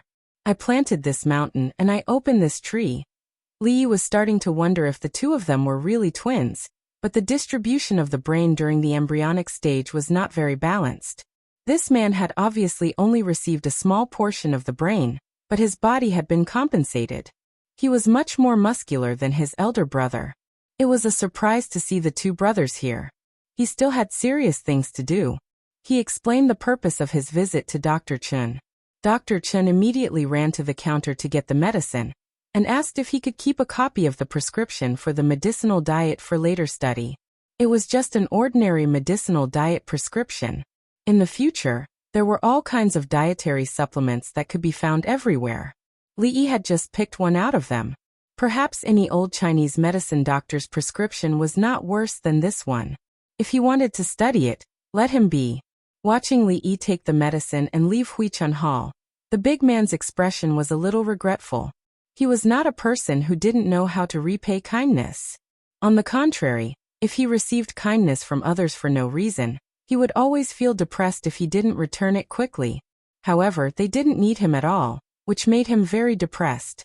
After a while, the big man seemed to think of something. He took out an ingot of silver from his arms and put it on the counter. He said to Dr. Chun, This is the medicine fee for the next few days. If it's not enough, I'll think of another way. Dr. Chun smiled and pushed the silver back and said, Since you're a friend of young Lord Li, if I accept the silver, I'm afraid I'll be punished. In the future, you can take the medicine and boil it here. Don't mention the medicine fee again.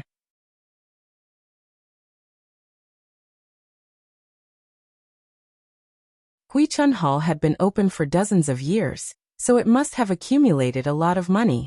Dr. Chun was not short of these few taels of silver. For him, because he had personally offered his miraculous skill, he had received a promise from the imperial physician, which was far more important than a few hundred or a few thousand taels of silver. Soon, he would hand over Huichun Hall to his disciple. He would go to the capital again and learn medical skills from Lord Lu.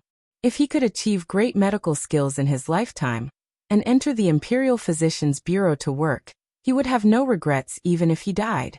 The middle-aged man slowly sat up from the bed. He had always been decisive, so he didn't refuse. Even if he wanted to repay the kindness, the prerequisite was that his body could recover. He smiled and said, I am greatly indebted to you, but I don't know your identity. I'm really ashamed. I wonder if Dr. Chin can tell me? The middle-aged man was obviously very talkative. When the two of them talked, the big man felt a little bored. He scratched his ears and cheeks, feeling very uncomfortable. There were experts competing in the theater outside the city today. Both of them were rare experts on the heavenly list. He didn't know if the hero's ranking and heavenly list would change after today. If he could go and watch the show, how good it would be. Under Li Yi's arrangements, Wan Ruoqing didn't have much to do these few days. Other than occasionally going to the brothel, she stayed at home to read the two books, Journey to the West, and The Legend of the Condor Heroes. She wasn't very interested in the latter, but she heard from Old Sun that the book was very well received in the theaters outside the city. When the storytellers told the stories, the theaters were almost full, and most of them were people from the martial arts world. Old Sun had always been in charge of matters related to the martial arts world. She spent most of her time on the former. Obviously, this story had a wider audience and was suitable for almost all theaters. When they received a story, they would first spread it around through the storyteller. As time passed and the popularity of the story died down, they would then adapt it into a play.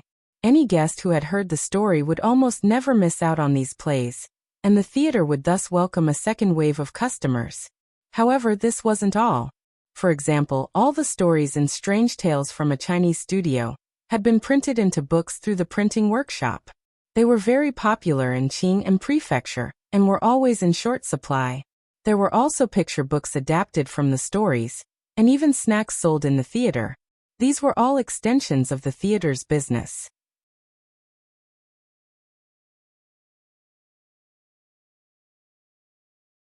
In her free time, she would occasionally think about how the brothel, which had only had a dozen people and was struggling to survive, almost falling apart, had grown into such a colossus in such a short period of time. Originally, she just wanted to live with Yuzhu in Qing and Prefecture. Even if they weren't rich, they could still get by. She never thought that a day would come where she could decide the fate of countless actors with a single thought. She didn't lack in material things, but she needed to be more careful with every step she took. As she was thinking about these things, Xiaozhu came bouncing in from outside. She waved the thing in her hand and said, "Sister Ruoqing, guess what this is?" Wan Ruoqing didn't answer because she knew that with Xiaozhu's personality, she would definitely say it in the next moment. "This is the medicine that Li Li just sent over. He said it's for some kind of medicinal cuisine." Xiaozhu put the thing in her hand on the table and said, "This time he told me to take good care of you. You're not allowed to sleep late, and you're not allowed to care about the things in the theater. You just have to take care of your body." The young girl said with a smile, "Don't worry, I'll definitely raise you until you're fair and fat. Otherwise, how can I be worthy of the salary he paid me?" With that, she picked up the things on the table again and ran to the kitchen. "Let me do some research first. What exactly is this medicinal cuisine?" Wan Ruoqing stood up and walked into the courtyard. She stretched her body. Outside the courtyard walls, there were flowing clouds floating in the sky. Separated by a wall, the sound of two people coughing could be heard. "Miss, it's burnt again." The young girl coughed as she said, "Miss, forget it. You can't make this. Let's go out and buy it. Or we can go to Miss Ruoqing's place to eat." Drunk Mo seemed to have been stimulated a few days ago and became even more passionate about the kitchen. However, although her painting skills were superb and her singing skills were also extraordinary, she didn't seem to have much talent in cooking. After a few days, not only did she not improve at all, but her ability to make that little courtyard a mess was increasing day by day. "Today's dishes as usual, I have to make more." Thinking this in her heart, she walked towards the kitchen. "These are all groundless rumors. Can you believe them?" Li rolled his eyes at Mississippi Lu and pushed the little servant girl's pitiful head to the side. "But the people outside are saying," and Xiao Huan's face was bitter. The people outside were saying that the goddess of Luo Shui already had someone she liked, and the person she liked was the #1 scholar in Qing and Prefecture. Wasn't that the son-in-law? There was another half of the sentence that she didn't say. The person in the painting that the son-in-law still hid in the room was that person. "Rumors, they're all rumors." Li shook his head and said, "In the past, I owed someone a favor. I wanted to write a few poems to repay it, but I didn't expect that it would be misinterpreted by others and become like this. Rumors are fiercer than tigers. In the future, don't believe them so easily." "What favor?" Mississippi Lu was always able to grasp the main point in time. This. He couldn't tell Mississippi Lu in front of her that if she hadn't disguised herself as a man to check the jade yard, he wouldn't have owed her this favor. Li waved his hand and said, "What favor is not important? Think about it. Who is the goddess of Luo Shui? She is the most beautiful woman in Qing and Prefecture. She is the goddess in the hearts of all men. The number of men chasing after her can line up from Rui Square to outside the prefectural city. How could it be possible?" If he continued, it would seem like he was belittling himself. Li looked at them and said, "Furthermore, these few months, we haven't been in Qing and Prefecture. You don't believe your own eyes and actually believe those street rumors? I knew the son-in-law wouldn't. The little servant girl's eyes immediately turned into crescent moons and dimples appeared at the corner of her mouth. Mississippi Lou thought for a moment, and felt that what Li Yi said was very reasonable. She then looked at him and asked, "The most beautiful woman in Qing'an Prefecture?" He shouldn't have said all this to them just now, especially to Mississippi Lou. He didn't even know what she was focused on. He had to go and talk to Rui. It was time to discipline this sister of hers. Rui's skills. Rui was tidying up her clothes in the room. She looked at Li Yi, who was leaning against the door, and thought for a moment. She said, "Although Rui is young, she is very talented in martial arts. With her current strength, as long as she doesn't encounter a grandmaster, she can basically be in a position of invincibility. However, because of her age and experience, she actually doesn't have much experience in fighting. If she meets an experienced master at the same level, she may be at a disadvantage." Are there many grandmaster masters in the martial arts world? Li thought for a moment and asked. Rui smiled and shook her head. She said, "The threshold to become a grandmaster is very high. In the martial arts world, including those martial arts seniors who are not well known, the number of grandmasters can be counted with 2 hands. Moreover, when martial arts reach that level, they have already returned to their original state, and their state of mind will also improve. They rarely fight with others, so the possibility of meeting them is too small." With this, Li Yi was relieved. In other words, below the grandmaster level, with Mississippi Lou's strength, she could be proud in the martial arts world. And those who could beat her were definitely rare in this world. The probability of meeting them was not much higher than winning the lottery. Then let her be. Mississippi Lou always had excess energy. It was better to find a place for her to vent than to let her find trouble with him. The Wulian hero list, produced by the theater, now had a lot of credibility and authority in the martial arts world, and was recognized by many people in the martial arts world. Of course, after a few months, the current rankings had already undergone earth-shattering changes. Naturally, there was no change in the Grandmaster list. Those mysterious martial arts legends had long been recognized by the public. No one would be confident enough to challenge the names on the list.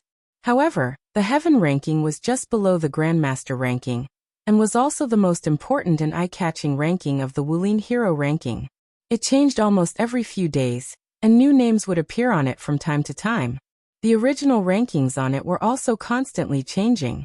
The martial arts competition in the martial arts world was popular because of this list. Everyone was proud of having a ranking on the hero list. Every day, there were people in the theater who would classify and organize the information collected to ensure the timeliness and fairness of the list. There were even storytellers who turned the ranking battles into wonderful stories. Those in the martial arts world who did not have the chance to see the battle with their own eyes were also satisfied. It also made Oldman's son and the others count money until their hands were cramping. However, no matter how the ranking on the list changed, the first place of the Heaven list still belonged to a woman. Although that position originally represented strength and status, when other people increased their ranking through battle after battle, they never saw the first place of the Heaven list. Even when someone announced that they wanted to challenge the first place never responded. As time went on, naturally, there would be many discordant voices. Especially those who were ranked at the top. They probably had some complaints. Some people even secretly talked about the shady business of the list, saying that the first place of the Heaven list did not live up to its name, and should be replaced as soon as possible. Otherwise, it would be unfair. Mississippi Lou heard two people in the martial arts world talking about this when she was shopping one day. At the same time, it was also the first time she heard that the theater outside the city actually provided a place for martial arts people to compete and learn from each other. The ranking was determined by victory and defeat. She had long been dissatisfied with the fact that her name was not on the list. The next day, she single-handedly defeated the 9th place of the Heaven list, a master who happened to be in Qing'an Prefecture. She entered the top 10 of the Heaven list in her first battle.